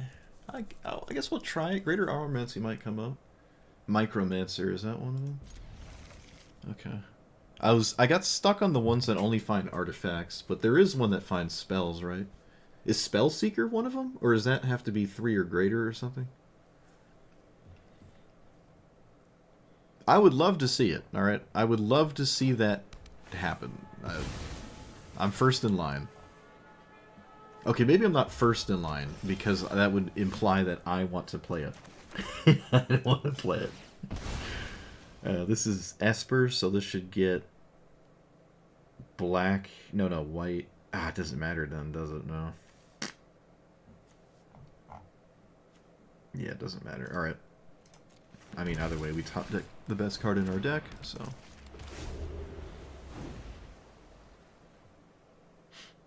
I can Brainstorm Chronicle this on top. This does die to my opponent's commander. That is the thing here. There's no more Strip Mine for Ren and 6, but I can still do stuff. That's obviously the thing it was really only interested in doing at one point. Let's put back you and you. And then play the Enchantress's Presence. Yeah. I don't want a Chronicler just to draw that. I'd rather just play Presence. Let's play Plains. I have enough green. Yeah, let's do this. Blue, white, black. Just missing red fundamentally. Okay.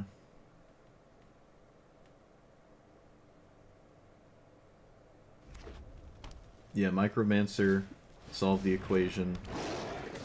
And I haven't seen another card come up, so I don't know. Look, someone out there is trying it. All right, opponent's putting in good work.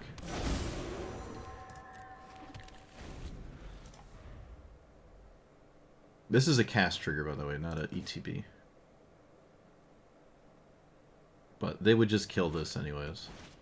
Doesn't really seem like a good idea. This doesn't do much without any mana, but it's cool to see. Red-green landfall, just straight up honest red-green landfall. Do you cast Ragavan? Well, you do if it's the only thing to do. Apparently it is not. We have a better line here, apparently. Sure, that doesn't let you draw again. Valakut takes, what is it, 4 now?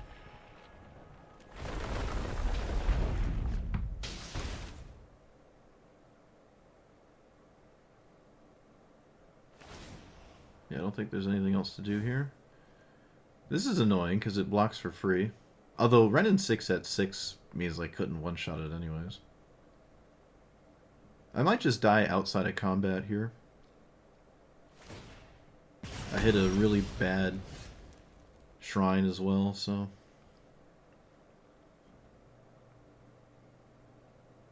I suppose I could still cast Chronicler.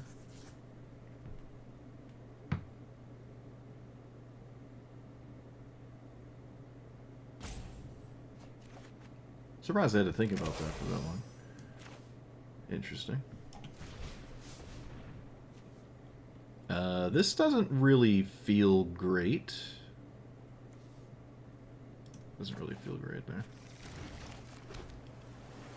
Oh no! Oh, I needed to find a... Oh, okay. Mistakes. I needed to actually find a fetch land that cracks for the right color. That was a huge mistake, actually. Yikes. It would have been a ton of life to do that, though, and that is most assuredly not free.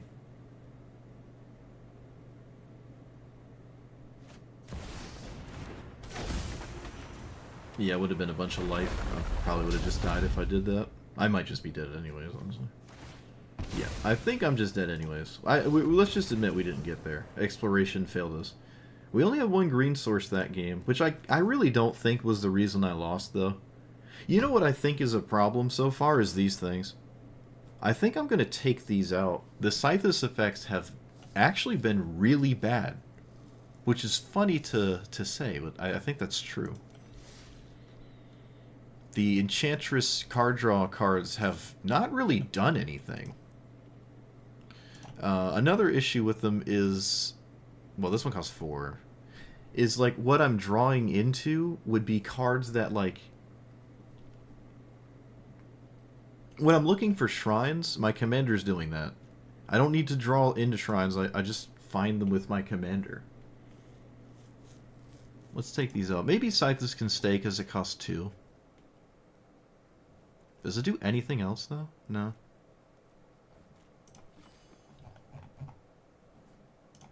I don't know. Maybe that one can stay, the rest can go.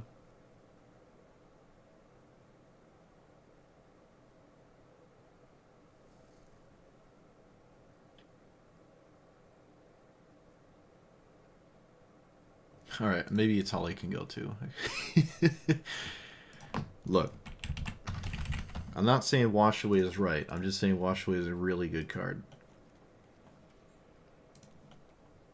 Seek New Knowledge is another card I am a rather large fan of in almost every deck.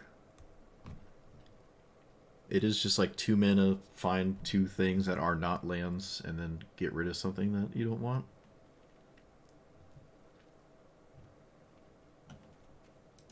There's a black-green card that I just had pop into my mind for a nanosecond, and then it left. Maybe I'll see it. Terra Sunder is interesting. Are we a Deathrite Shaman deck? Have we been a fool this whole time? We have 22 fetch lands. Are we actually a Deathrite Shaman deck? Huh. It would have been good against Ren and 6, like, kinda? I don't think it would have saved me. I do like Maelstrom pulls.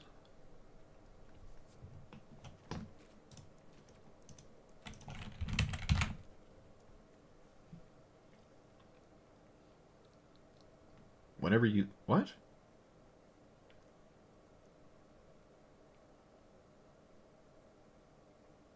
So... Only fetch lands?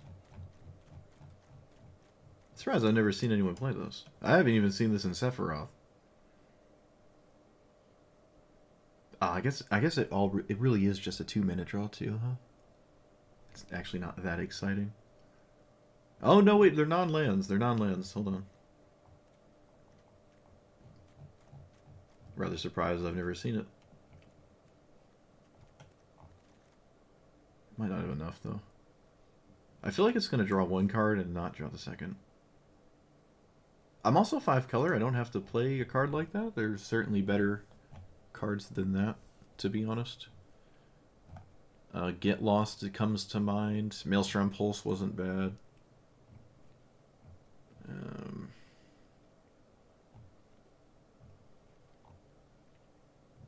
Greater Aromancy has been kind of lame,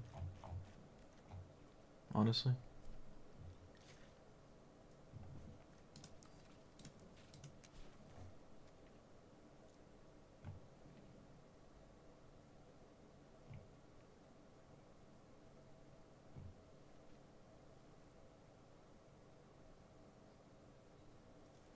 Yeah, I like 2-minute draw too.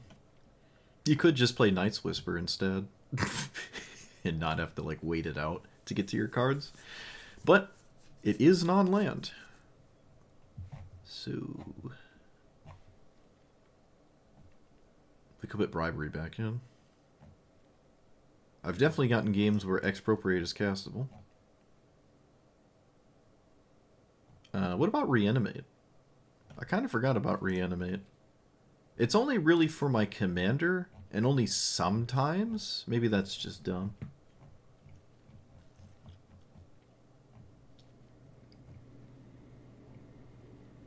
Could just play Molt Tender. Another ramp spell there.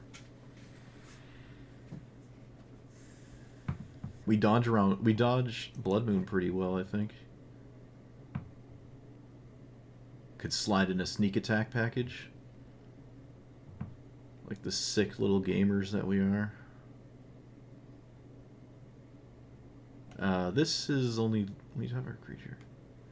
This is basically the Keenan of my deck. I could play this. I don't have to. I don't have a Defense of the Heart. I don't think Pock is right.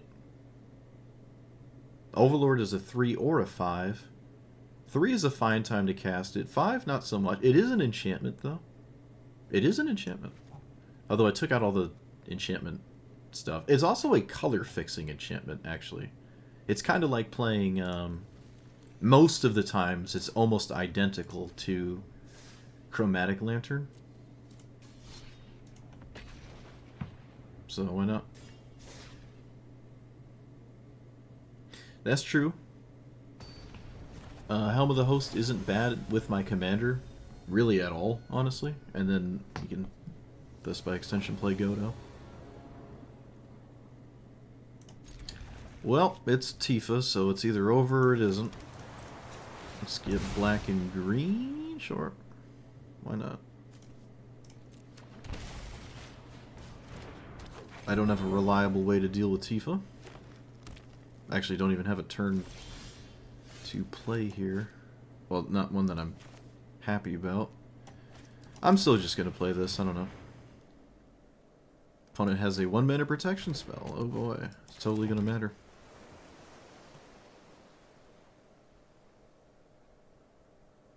Wait, what? Is it not? What else could it possibly... Nature's Claim? What do you... No. It's just a 1-mana protection spell. It's not rocket science. Let's see, Mox Amber? Oh, now they have to have Mox Amber. Wow, really? No respect, opponent. Absolutely no respect. Tragic. Alright, I'm not going to try to gamble for an answer. That seems unreliable to me. There's actually not a lot in my deck anyways. Perfect fetch land.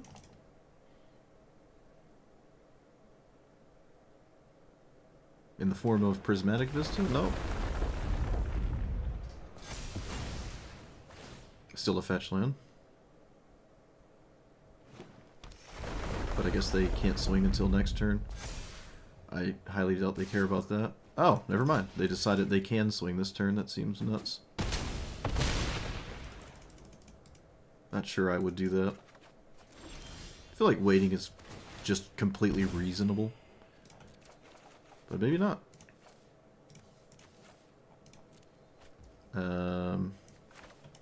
Burgeoning. Ramp spell.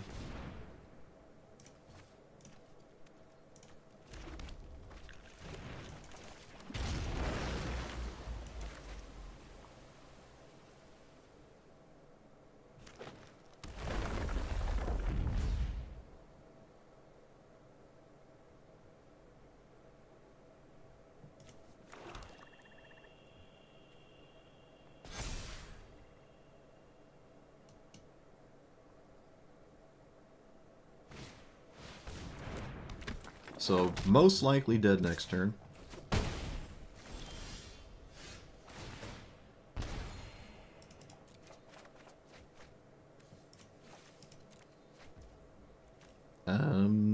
Brainstorm? Seek new knowledge? Okay, I found what I would really like to have here. So, I'm just gonna do it immediately before I don't do it.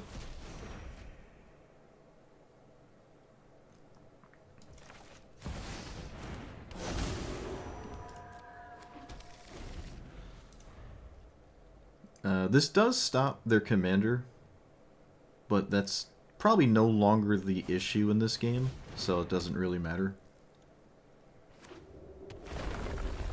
That was another fetch land. I could have shuffled away the Deathrite instead of... Well, this doesn't have trample, so no, I think Deathrite, keeping it is reasonable.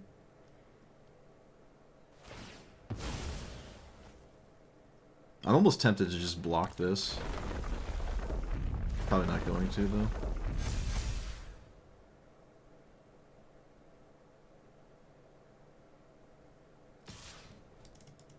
No, I'm not blocking it.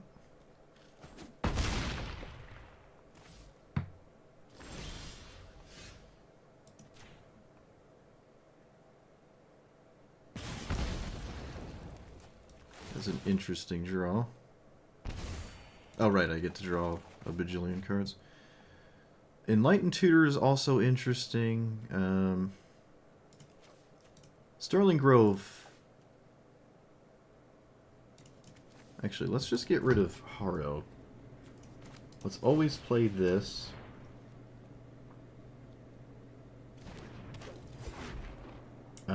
Play Seek New Knowledge? I don't think I want Sterling Grove. Okay, well now I might as well just keep Sterling Grove. Okay. And then... pass?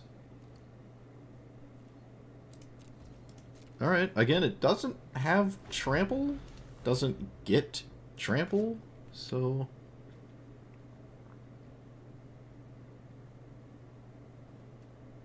Upkeep for...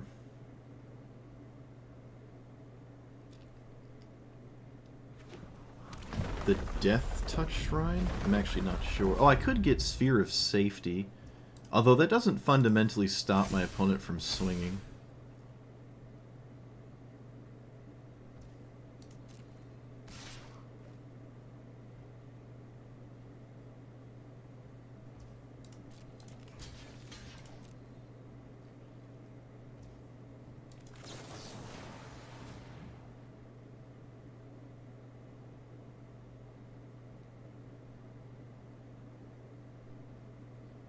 Tifa doesn't play fight effects. That doesn't make any sense. Or rather, I would disagree that it plays fight effects. I don't understand why it would. Yeah, that doesn't make sense to me. I've never seen it, so...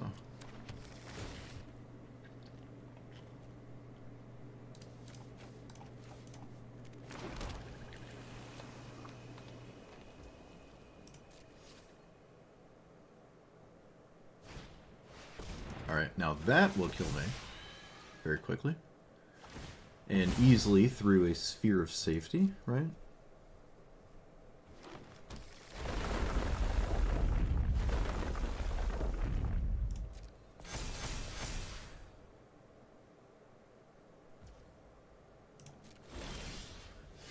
Four damage. Oh, upstairs it goes.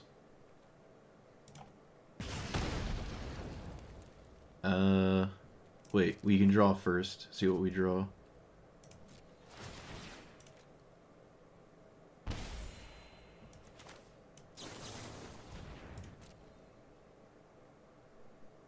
There's a protection spell.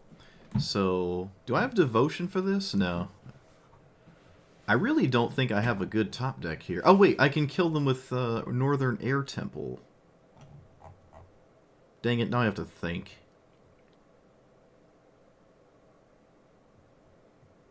Eight.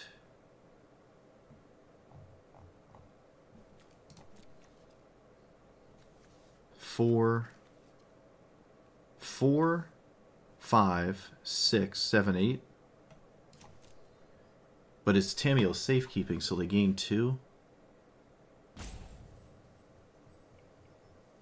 Okay. I'm convinced that this is what I need to win here. I drew Sanctum. Okay, I drew Sanctum. That makes it easy.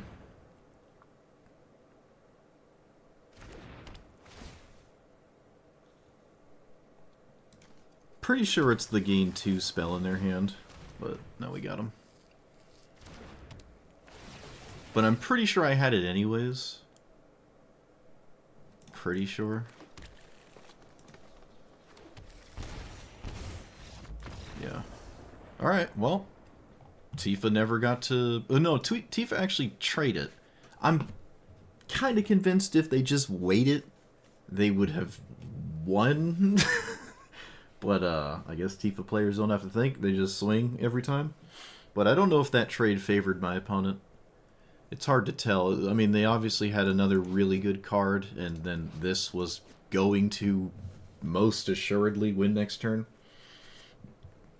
What would Sphere of Safety actually cost? Maybe I should have thought about this more. The most reliable thing to do is to just simply get to my next turn after this one. That's the most reliable thing. So how would I do that?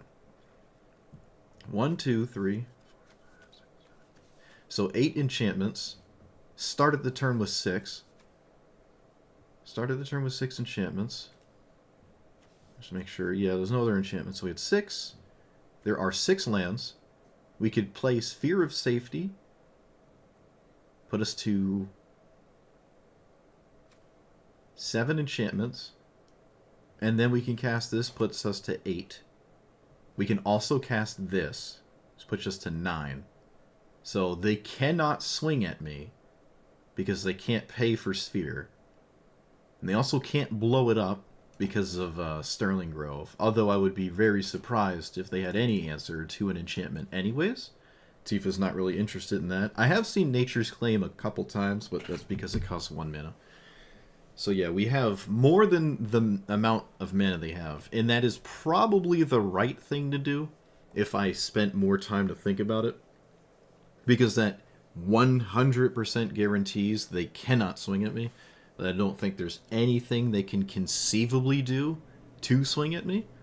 Let's see, if they have 7 mana on their next turn, if they play Tireless Provisioner, fetch land, they get a treasure token. Let's say it's Fabled Passage, so it's untapped.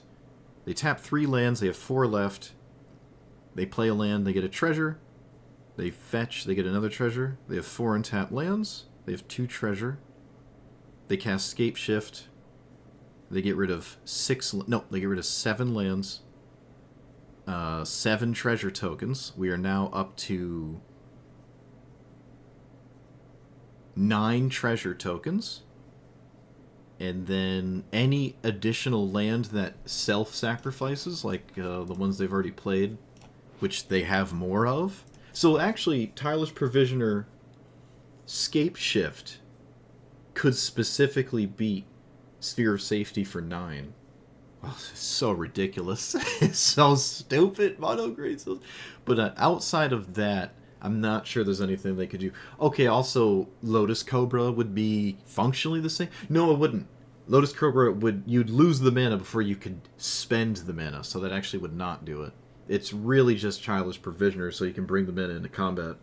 Yeah, I mean, it is possible. We found a line for the opponent. They would have to be playing Tireless Provisioner, and Tifa doesn't really play that card. We did know about a 1-mana protection spell. This game would have been categorically different if they had Mox Amber there. But yeah, I think because of that, I think it's always just right to take Sphere of Safety. I went for a route that wasn't 100% to win, right? Let's see, if I sent damage here, they wouldn't have to necessarily block. Yeah, I think Sphere of Safety was the most guaranteed safe way to win this game, and I didn't take that line. But fortunately, they didn't have it. But this was most likely going to swing for 1,000 and whatnot after this turn. All right, I think it's a good thing to think it out. I think it's good to think. Who would have thought?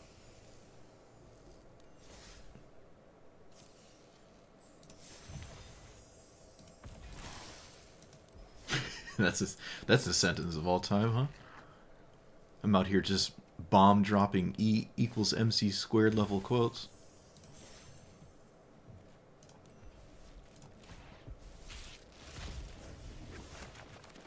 Is there nice tech?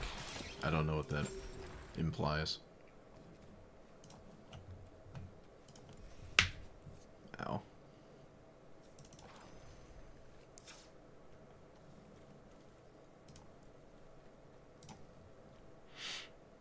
Hey, the companion thing isn't showing up every time.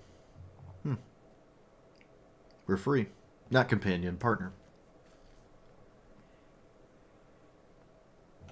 So, any shrine disappointing? Let's see. Of these shrines, any of them that let me down in a way that makes me not want to play them anymore? Leyline Binding? I don't hate Leyline Binding, but I think cards like Get Lost are just better, and I don't have to play Leyline Binding. But I could put it in here, yeah. I think there's probably 4 to 5 other cards I'd put in first before I got to Binding. I don't really flicker Binding other than specifically Flicker of Fate, right? Blink is creature, yeah.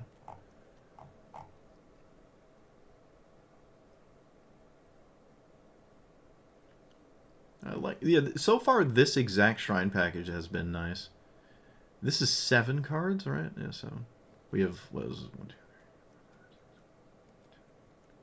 We have 12. So 1 in every 6 cards, roughly. Wait a minute, don't listen to me. I can do math. 15? What's 15 times 6? 60 plus 30? Okay, it's actually not 100% averaged out. Maybe Chronicler's just not great. I mean, my commander does the same thing. I don't know. It's still, if it didn't tap for mana, I mean, it taps for mana. It's just rampant growth, I guess. It's still doing the strongest thing in the format, which is tapping for mana.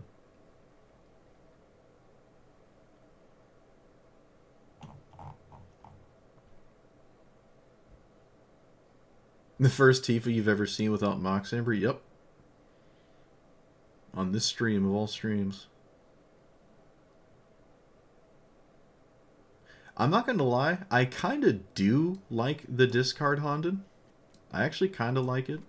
In games where my opponent is playing a resource game, uh, it can actually attack a game plan. I'm not 100% off of it. I'm probably, I don't know, it might still be like, I don't know, 60-40 in its favor. In terms of like my neurons, I guess. Yeah, I'd say so. It's not really that great as the first one, honestly. And maybe because of that it should go. All the other ones are somewhat okay as the first shrine, except Go Shintai's is just almost like always bad. I still think I should take this out, but like this is not really the best first one. It's definitely better than this, but still it's not the first one that I'm excited about. If I took these two cards out, and this was the remaining shrine package, I'm honestly not upset with that. Throw Progenitus in here. I don't think I've really had many games where I could actually cast it. I think I'd have an easier time, full stop, of just casting Emrakul than I do with Progenitus in the games we've played, just given the mana requirement. Although that's not 100% true. I didn't have obviously paid attention to it. But if I'm throwing in a funny thing, it's probably going to be Emrakul. Though, Itali wasn't really doing anything, so the funny slot has effectively done nothing. But maybe it will now, because I turned it into Wash Away. Turned it into a real card. I think... It's rough. I think the... I don't know, I like the Black Honden enough. It's going to stay for now.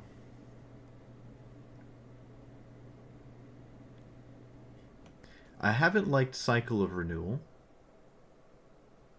Although it is just Entish Restoration, which should probably be in here instead. Why did I play this? Probably because it was new. Entish is 4 or is it 6? It's 4. Yeah, Entish is just strictly better. It should have been in here. That's a mistake on my part. I was probably just playing it because it was like a new card or something.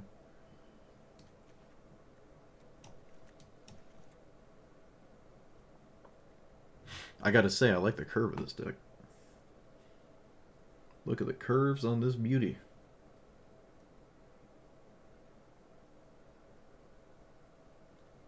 The best deck for Emrakul? Green or colorless? Well, it would. Green is also colorless. So anything that a colorless deck would play, you could just play it in your green deck. So, it would, by definition, it would just be green automatically. If those are the two options.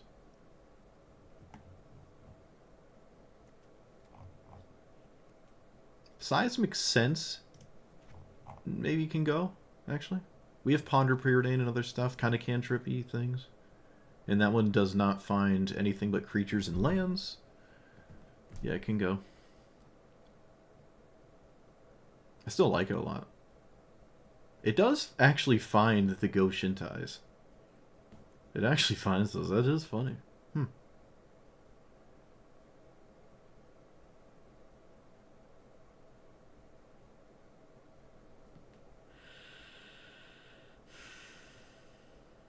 I have not played Emrakul as a commander. I probably won't.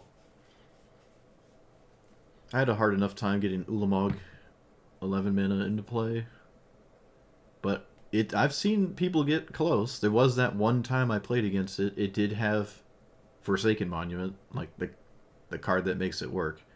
I blew it up though, so they lost. But but if I didn't, with that logic, I mean it applies to every colorless commander though. It's like, oh, they had Forsaken Monument, they win. It doesn't really matter if it was Emrakul or not.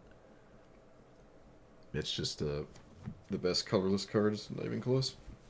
Now there's 2 of them, so twice as likely, I suppose. Which ramps faster? Well, again, any colorless card you could play can go into your green deck. So you could just, thus by definition, between the 2 options, green. You can play Like the colorless cards like Soul Ring or Hedron Archive, you can put them in your green deck.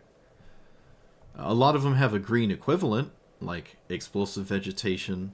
Basically, every single colorless ramp spell has a green equivalent.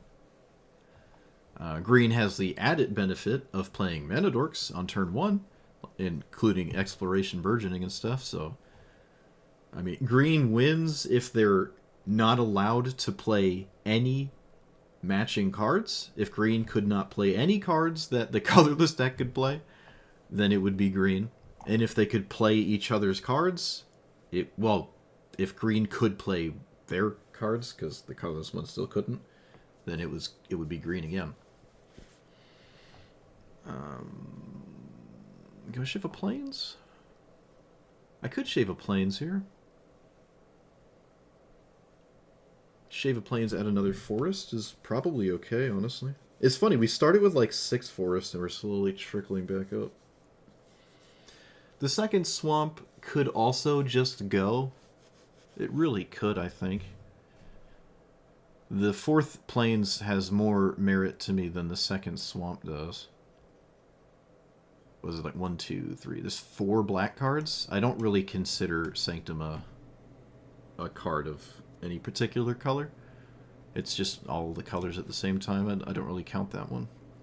By the time if you're able to cast this, it's probably at a point in which it's very easy to cast, as opposed to trying to fine-tune your situation that you can consistently cast it on turn 5. So I don't really consider it as a red or black off-color card. That's why I think there's really only 1 red card in here, and 1, 2, 3, 4 black cards. Don't need this on turn 1. Oh, there's Dark Ritual. There's Dark Ritual. I'm going to turn the swamp into maybe the Mardu Triome, honestly. The off-color, non-green ones, I could maybe go for a few more of those. I do like the Mardu one. I do like it. It could be Mana Confluence as well. Could just shave a plains for that, actually. I think we're at the point where I'm comfortable with the Mana Confluence. Do I have Cavern in here? Yeah, it has not come up today or last time. Wait, how do I find Mana Confluence? Shoot. It's a colorless card. Yeah. There you are. Boop. I'm not playing Nykthos, no. Chain to the Rocks is interesting.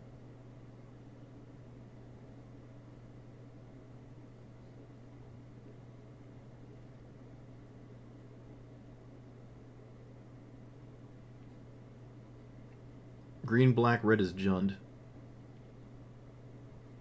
Yeah, Forsaken Monument can go into green decks, though. I mean, it's not that hard to play. If you can play half of the lands in your deck, honestly, 75% of the lands in your deck could just be wastes in a mono green deck. You wouldn't notice.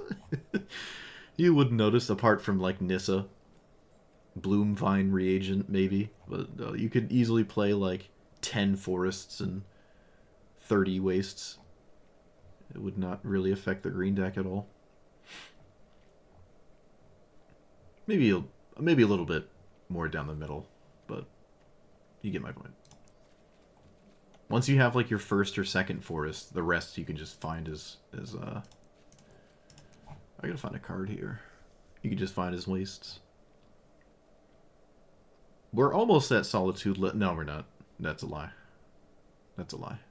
We're not at Solitude levels.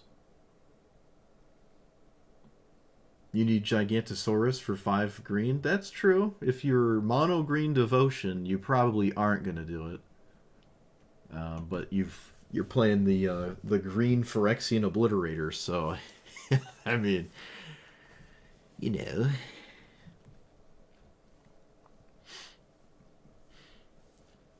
Actually, you know what? I would still actually debate. You could probably still play just 10 forests. Because green is just that egregious. Egregious. Marinero? Is that the room one? Oh, we could play Teferi. What about Essica? What does that do? creature, planeswalker. The old Sphinx's Revelation. Drown is probably a. I actually don't hate Drown in the Loch. I'm not gonna lie. I don't love it though. Flage Croxa. Uro? What about Uro? I think I don't know about Uro. I don't know. I guess gonna be a little careful. I don't want to go down. I don't want to run out of basics. I don't think I'm running out of basics with the amount I have here. I think we're fine.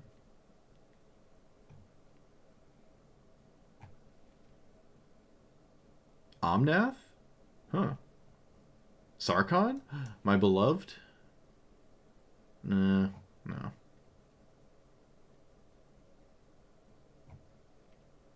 Atraxa?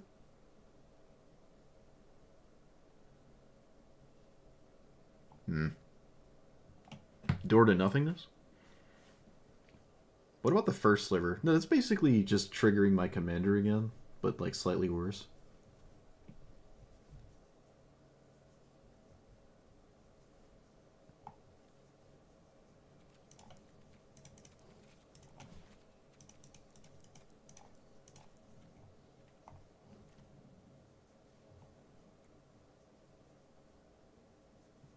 All enchantments and the rest in the bottom. I don't know.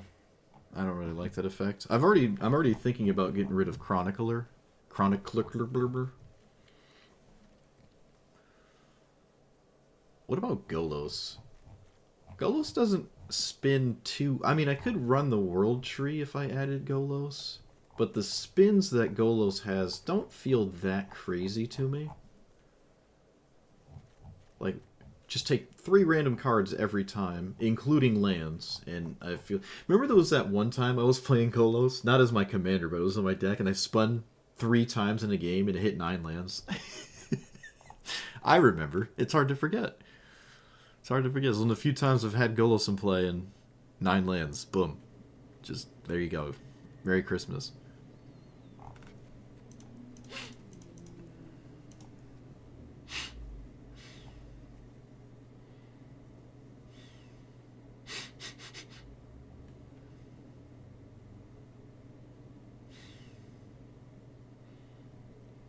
What is the Teamer copy spell? This thing? No, that's the Sultai one.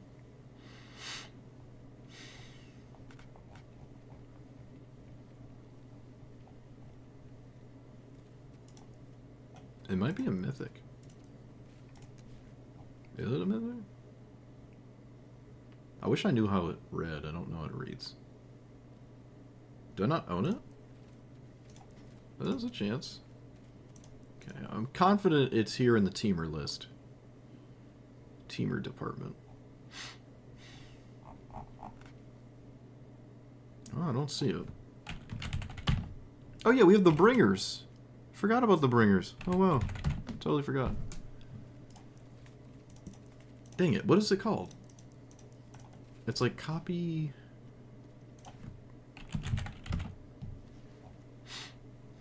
It's at least green. Maybe it's blue.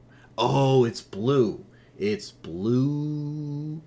After looking at the Sultai one, you would have assumed, you would have imagined I would have realized that, but because the only one is green and it's the Sultai one.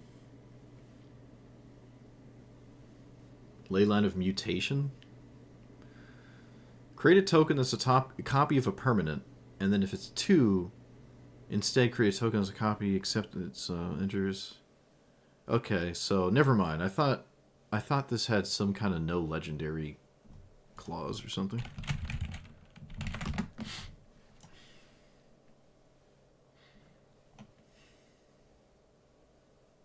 Oh, this is just Joda. This is fine. I've seen this played before. It's just kind of what Joda wants to do. Joda as your commander is kind of the idea, though. So every time you want this card, you would just simply play Joda. Oop. So I know how to spell Joda. You would just play this in the command zone. had the same exact thing. I've seen this commander play that ley line, because that means you don't have to rely on this card to do the thing, but that's all it is. It's not the most exciting, though. I still remember that guy. Hard to forget him. Adamant. Dead to rights. Joda was better than Golos. I'm like, what format are you playing? Totally adamant. Dead set. Died on that hill. Haven't seen him since. Or maybe I have. I don't remember the name.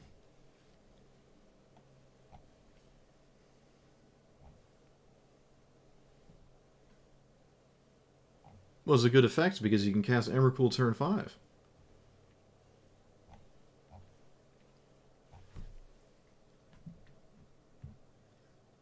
I'm not going to play Abrupt Decay, no Assassin's Trophy. Rite of Oblivion? No. Honestly, there's so many options, I can kind of do whatever. I think the best default option is just another ramp spell.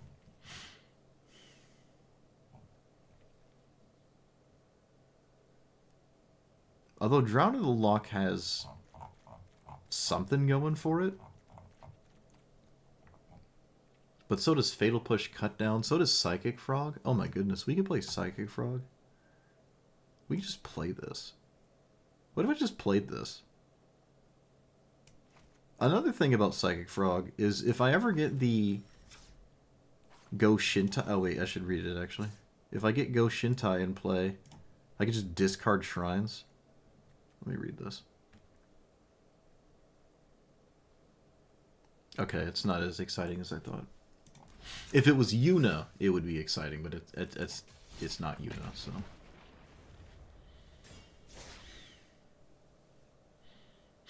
Oh, my nose, my nose.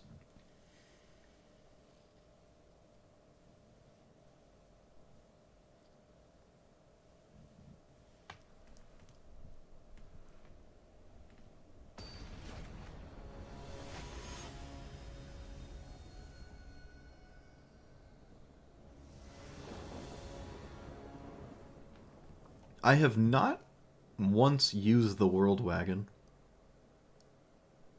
Kind of concerning. What is this? Is this the thing again? Okay, it's the 5-mana one. I've not played against the 5-mana one. I'm actually kind of curious to see what it does.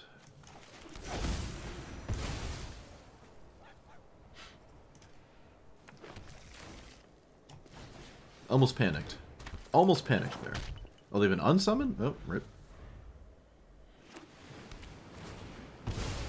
This is mono blue. Well, that's a good draw.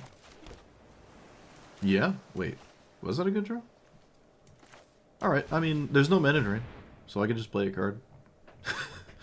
Countering ramp spells is literally best case scenario of all time as a green deck, so...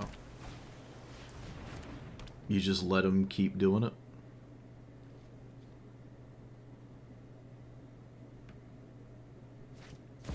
Alright, looks like they're over it.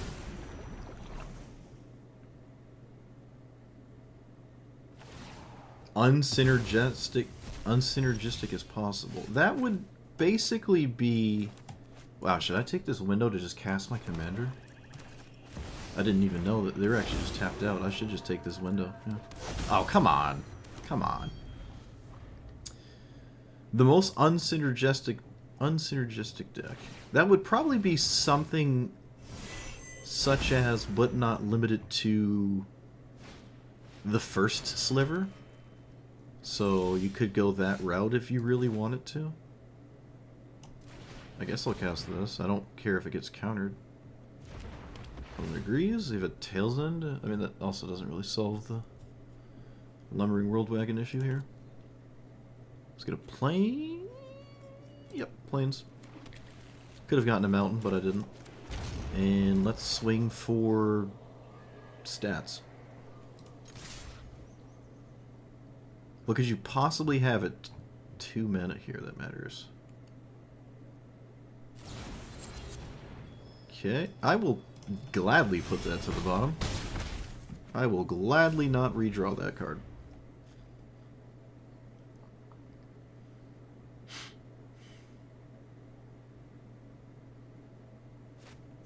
Alright, the 5-mana 4/4 is in.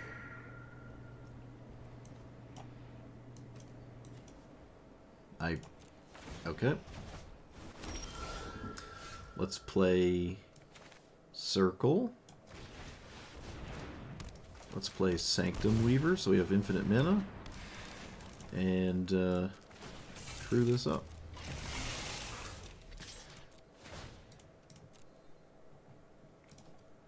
There we go. No Winter Moon for the opponent.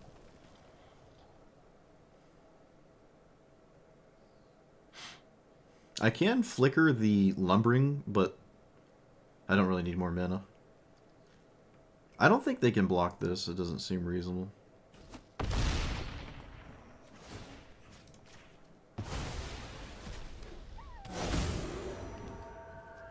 Oh, did I answer your question? I think it's the first sliver. Like unsynergistic stuff. Or something like Golos.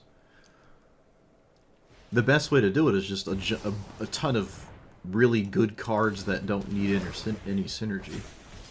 And just play them all in the same pile.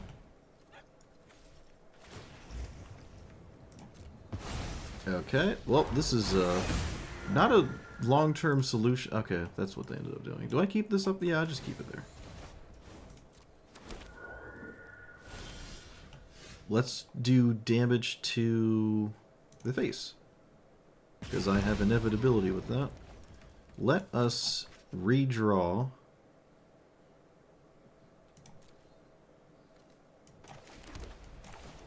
Let's redraw that card.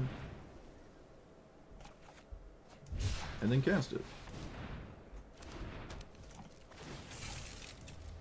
They have to block this time. So I can swing with the 1/1.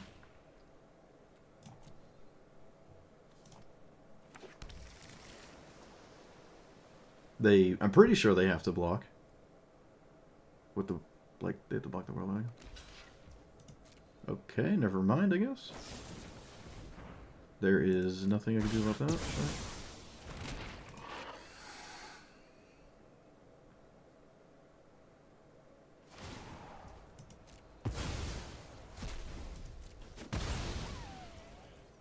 There's no reason to play the Kami. Alright. Something good here? That is good, but it's not the objective best thing I could have hit, unfortunately.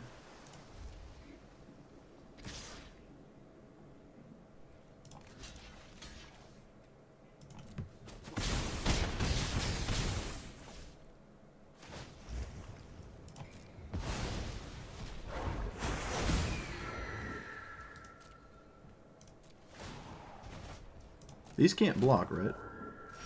Okay. So 1 damage to the face? Let's kill one of these 1/1s.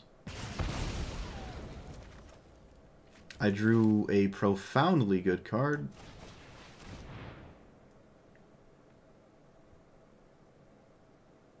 Opponent appreciate it if you stopped having perfect answers. That'd be great. Of course not. Oh, come on.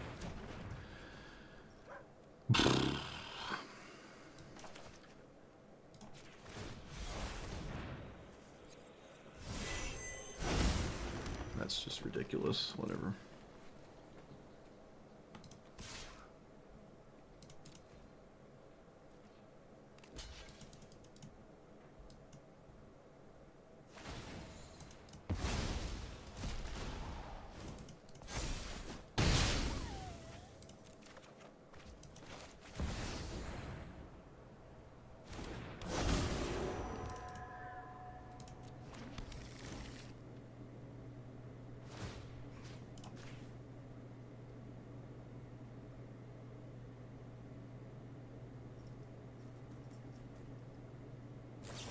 Oh, come on. Come on. Good Lord. How do you do it? Good Lord.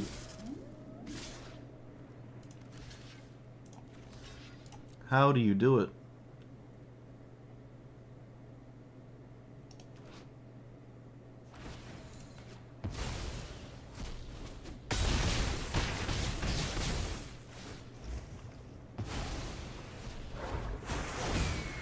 That is just absolutely insane. Come on, man.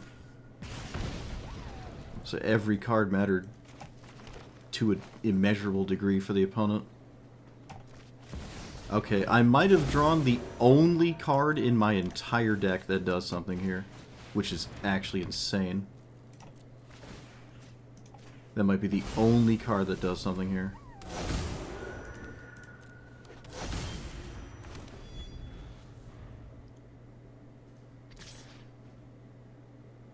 Oh, never mind. Whatever. Wow. Alright, well, must be nice. That is actually insane. I feel like I have zero business with losing that. That feels like a completely free matchup. They just had the best things ever right there. It was really nuts. Ugh, that sucks. It was honestly just the Thassa. That's all it was. It was just Thassa. If it wasn't for Thassa, they were doing literally nothing. They were just doing nothing. It was just Thassa. It just got totally and utterly soloed me there.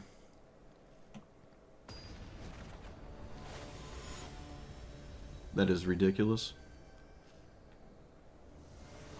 Super tragic. I blame you guys. I can't blame myself.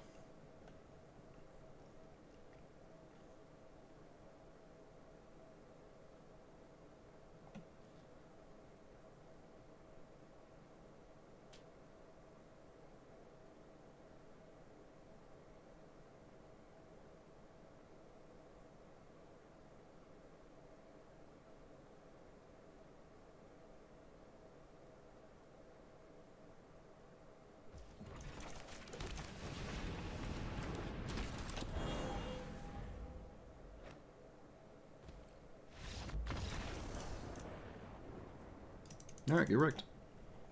Your typical outcome.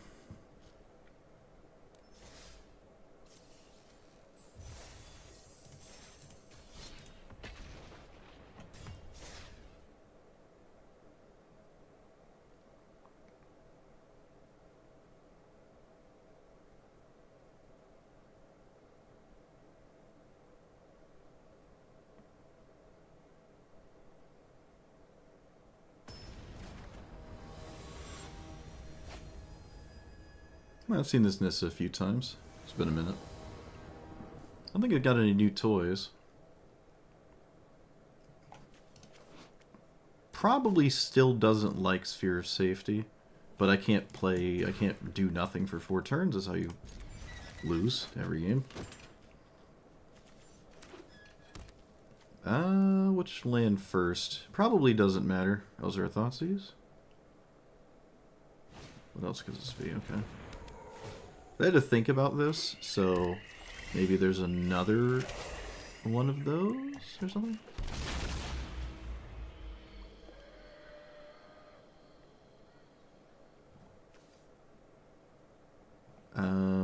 The mana makes it so casting... See, I have to name either frog or bear here. I can't name both. There's a much higher chance that naming bear is a better idea, so...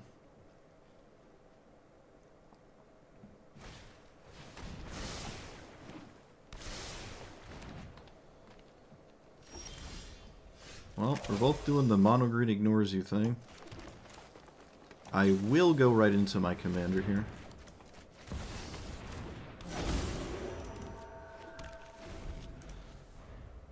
To me, that is worth it. Mono green ignores you.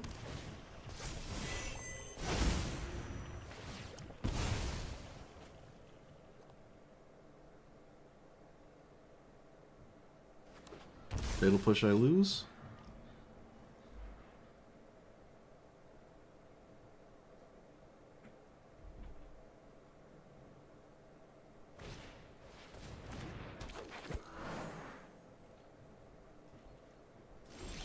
How fortunate. We have to keep playing.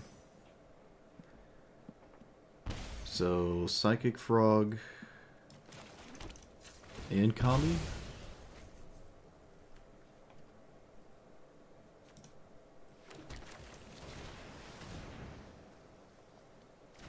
I mean, I'm just getting mono greened.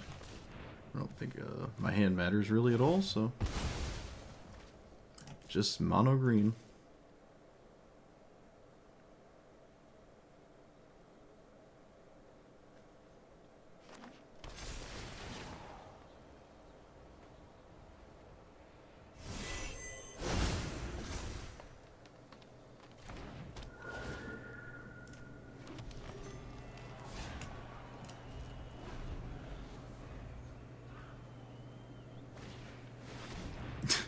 Okay. Mono green.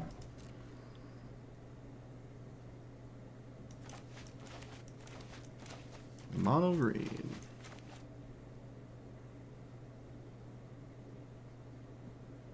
I don't know what I'm even doing anymore, so I'm just over it. This is just getting stupid.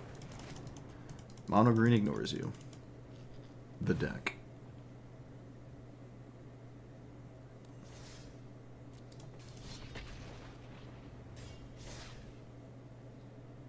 Nice commander.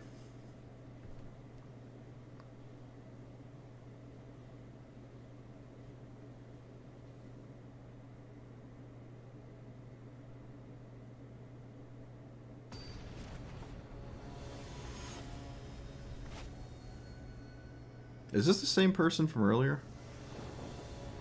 I think it actually is. They played weird cards and then gave up.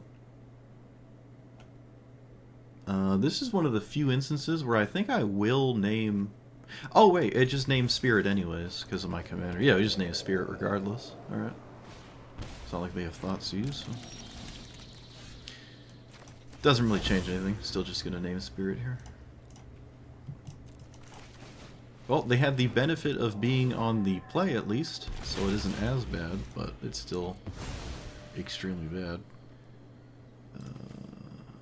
Those two. Let's get that.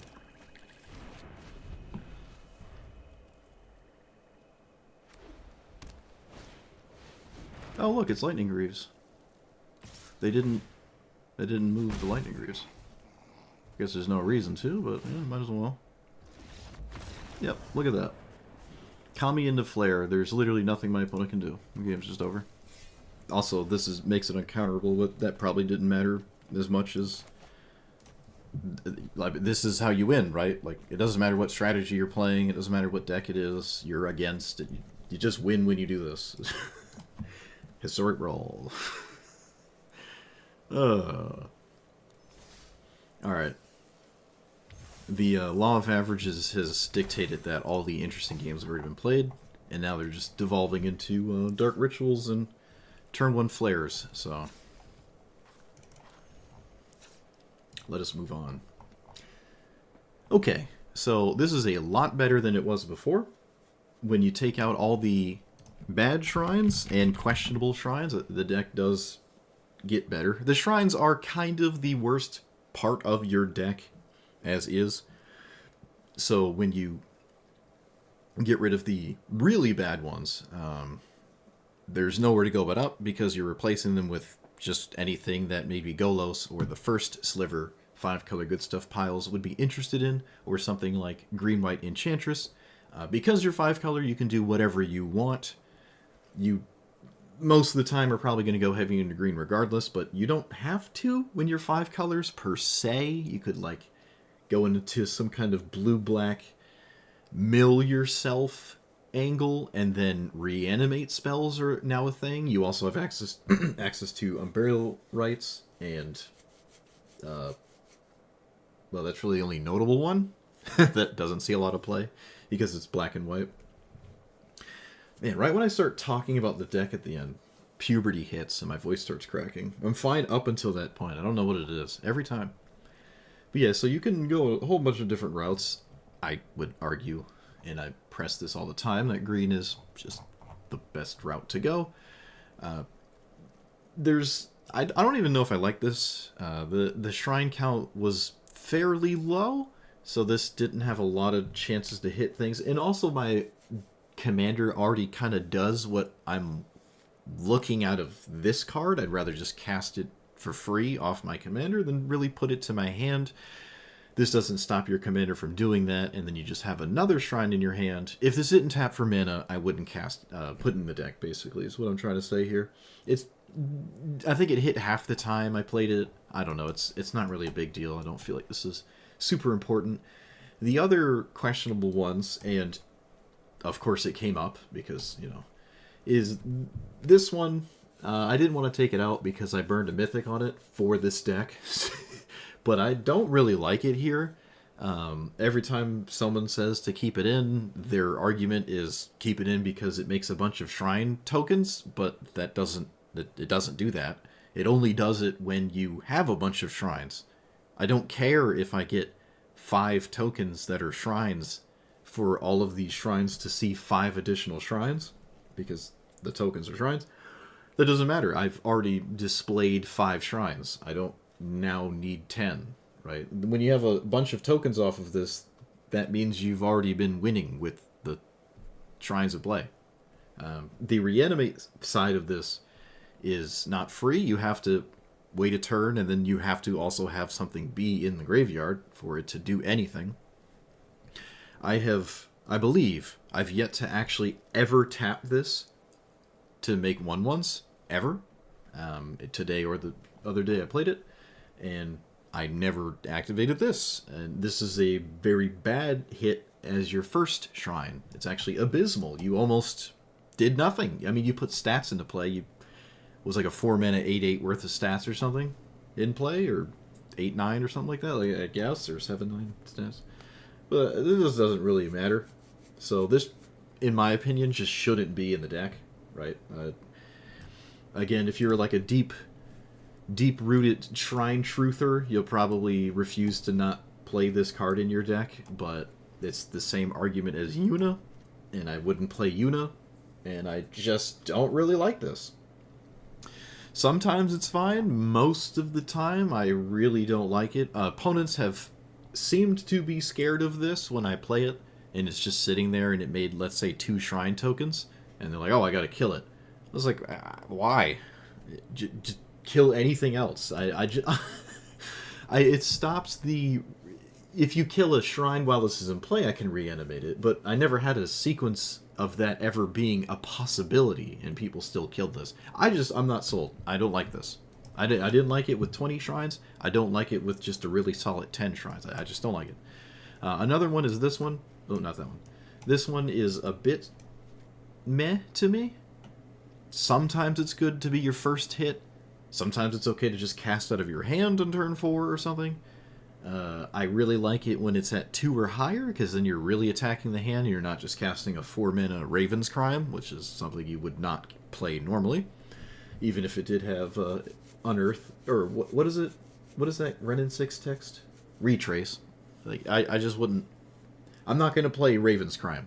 And this, as the first shrine you hit, felt like I was playing Raven's Crime, so this one is a little on the edge for me of ones to play. The blue ones are great. Like, if you took these 2 cards out and this was the thing, well, not that.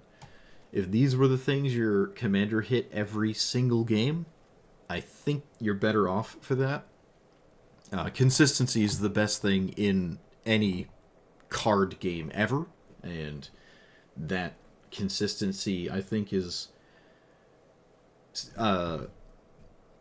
it really is just up to you how many shrines like you think are actually good, and just don't play any of the other ones, right?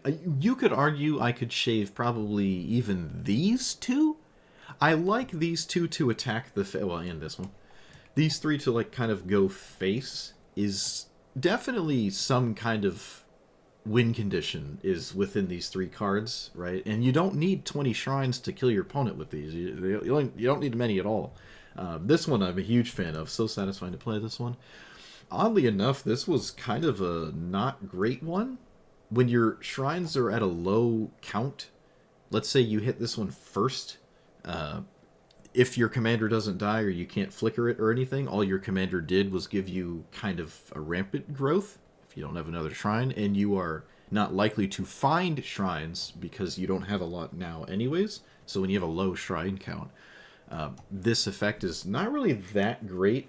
It is nice when you are drawing 10 cards a turn or 5 cards a turn with the blue ones, and then you have mana to spend on those cards, but you've displayed the ability to draw 5 cards a turn. You don't really need to cast all of those cards.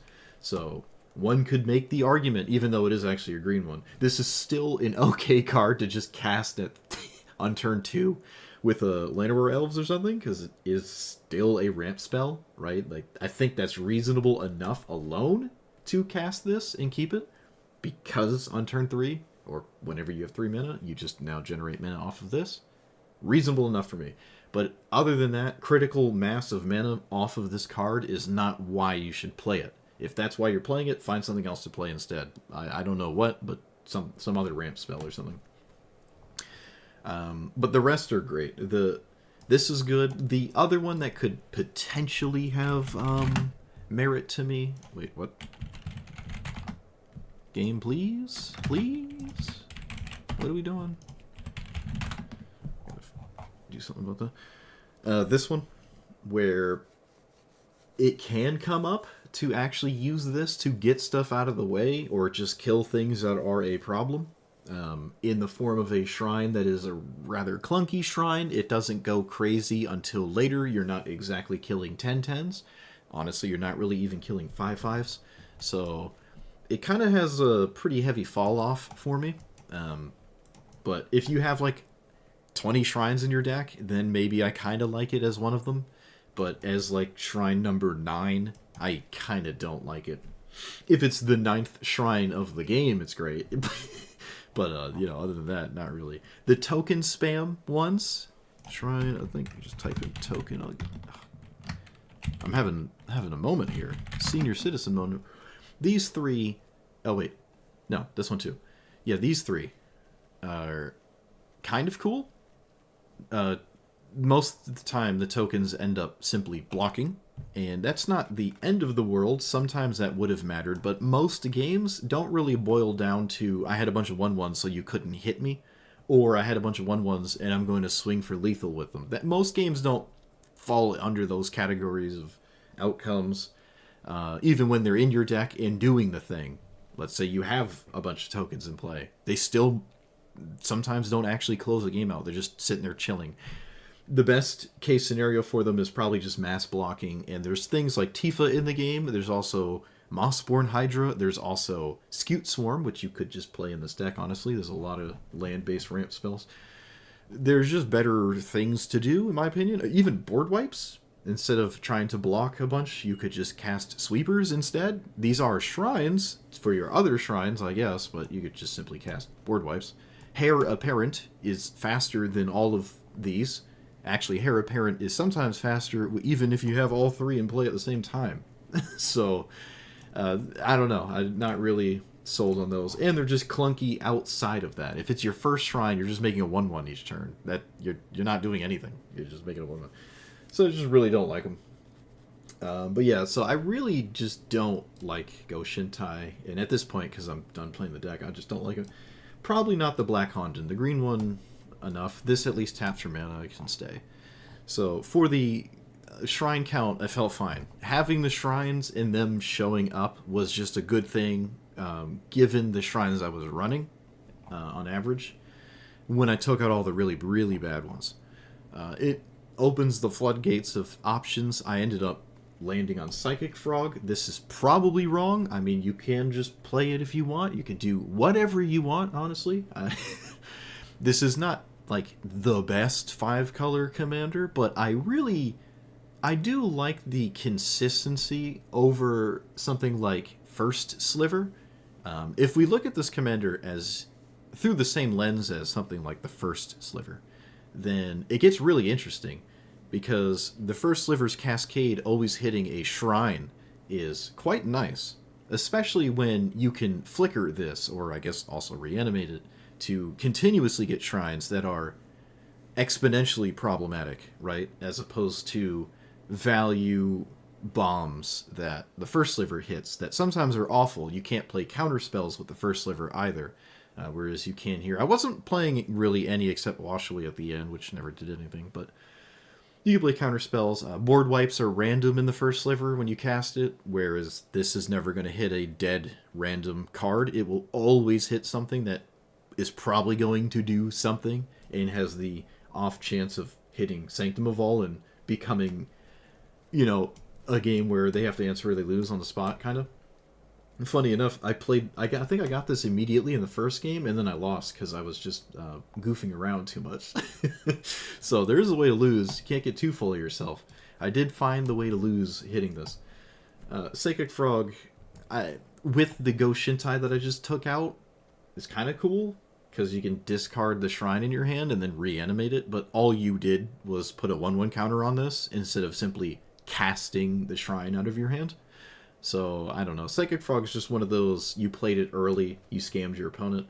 In this deck, doesn't really do that. I mean, it's blue and black, so it's not even on the green side of things, where I'm trying to, ramp into this really quickly and other stuff. So, that being said, Atali was kind of a letdown.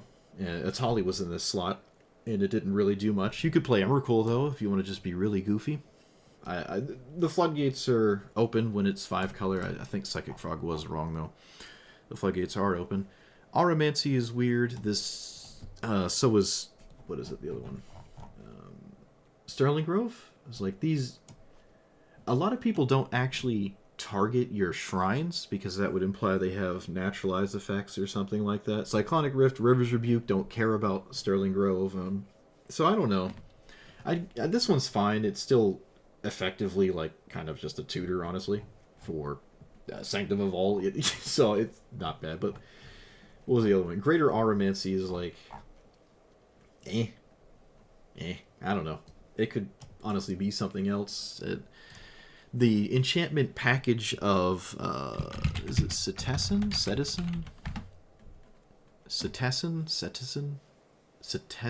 Champion? Cetizen, whatever. Champion. These kinds of effects let me down a lot.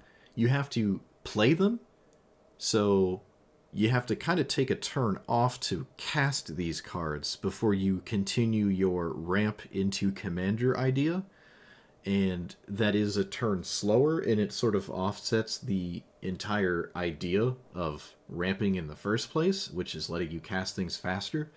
You just set yourself back a turn to now draw cards later, which is effectively kind of an investment, right? You're just investing in this so that it gives you something later.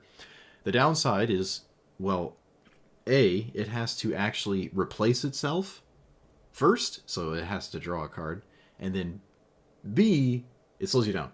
So, I don't know. I didn't like them. Every time I had them in play, I'm sitting there like, man, I kind of wish I didn't take a turn off to cast it. Or, man, I don't have time to cast it, so I'm not going to cast it at all. Maybe Scythus is an exception to this, but I could be wrong about that. This does not trigger off of my commander because you have to cast the cards.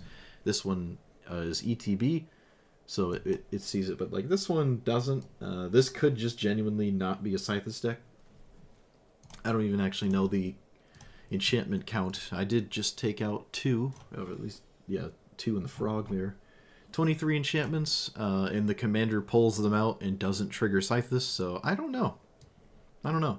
Obviously, this is a very good card in the right deck. It's the best card in the decks that it likes to be in, and in this deck, I don't know if that's the case, so I can argue, because the other ones didn't make it, even though that cost 2, it's still effectively kind of slowing you down, right? And on turn 2, let's say you played Exploration. Well, not Exploration. That doesn't count. But Elvish Mystic into Cultivate is now delayed because you wanted to find Scythus in there somewhere. But you could just not play Scythus until later, where you've already cast your commander, you're doing things with your commander, you're ramping, and then you cast Scythus on a turn in which you have an enchantment in your hand to cast. But that whole time, it was just sitting there, and it wasn't a Rampant Growth or an Arcane Signet, right? It was just Scythus doing nothing. It wasn't your turn to play. Scythus is obviously in bracket 5 for a reason, and I just don't know. I've talked myself out of it. I've logic lined it, so I don't like it, and that's kind of why. I still really like Sphere of Safety. This will get people. Every time it's in play, everyone gets confused. I've yet to... No, there might have been one person at some point where it was like actually aware this exists. But most people are just going to cast their cards and then expect them to be able to swing, and then they can't. And they're like, why can't I swing? And they have to like figure it out slowly as to why they can't swing. I don't know what it is. It just short circuits people. Really, really good card in my opinion here. Same with Ghostly Prison. Unfortunately, it's a mythic, but I am a fan of this effect in this format. I must admit, because the price of swinging is you can't really cast cards, and well, at least with this one, not so much Ghostly Prison, but at least with this one, it's a really nice effect in my opinion. So. But yeah, this is a lot better than last time. I wasn't sure about the flicker effects, but I gotta say I think I like them. Reanimate probably is another thing that makes sense here as a way to get my commander back if it dies without having to ramp into it again. Can also obviously reanimate something of my opponents if they're milling themselves or whatnot. Uro is another reasonable one. You could probably get Flage in here too. I don't like Flage as much as Uro, though. I don't know if Uro is right. I thought about Uro a few times and never ended up going that route, but, I mean, this is just where it is now. There's obviously slots to put more cards in. Emrakul, the 13-mana Emrakul, the 12-mana Emrakul, the 10-mana Ulamog is fine.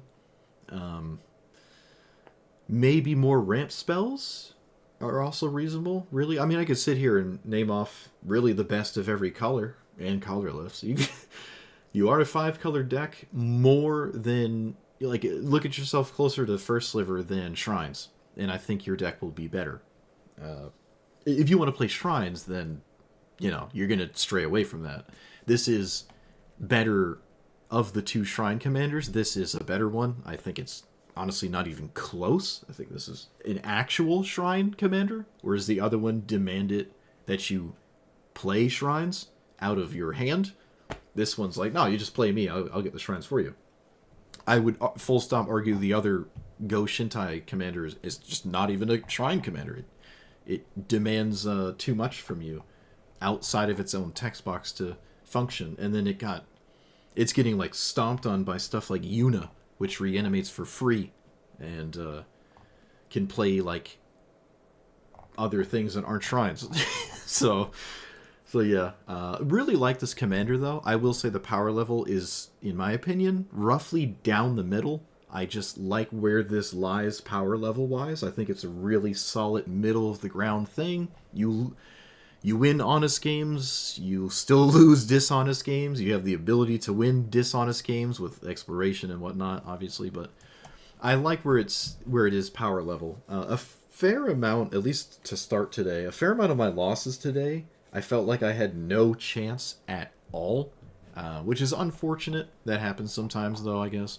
But there were games where like I just wasn't doing anything that mattered. Like my opponent just had basically the best top 5 cards in their decks, and I just got completely swarmed by a few of my losses, which I guess is a good sign. That means when a normal loss happens, you can recognize outliers. It's not like the outliers are happening every single time, but there were like 5 losses in a row, man, where I just got totally dunked on by just like the best thing they could have in the given situation. Well, the opener, effectively.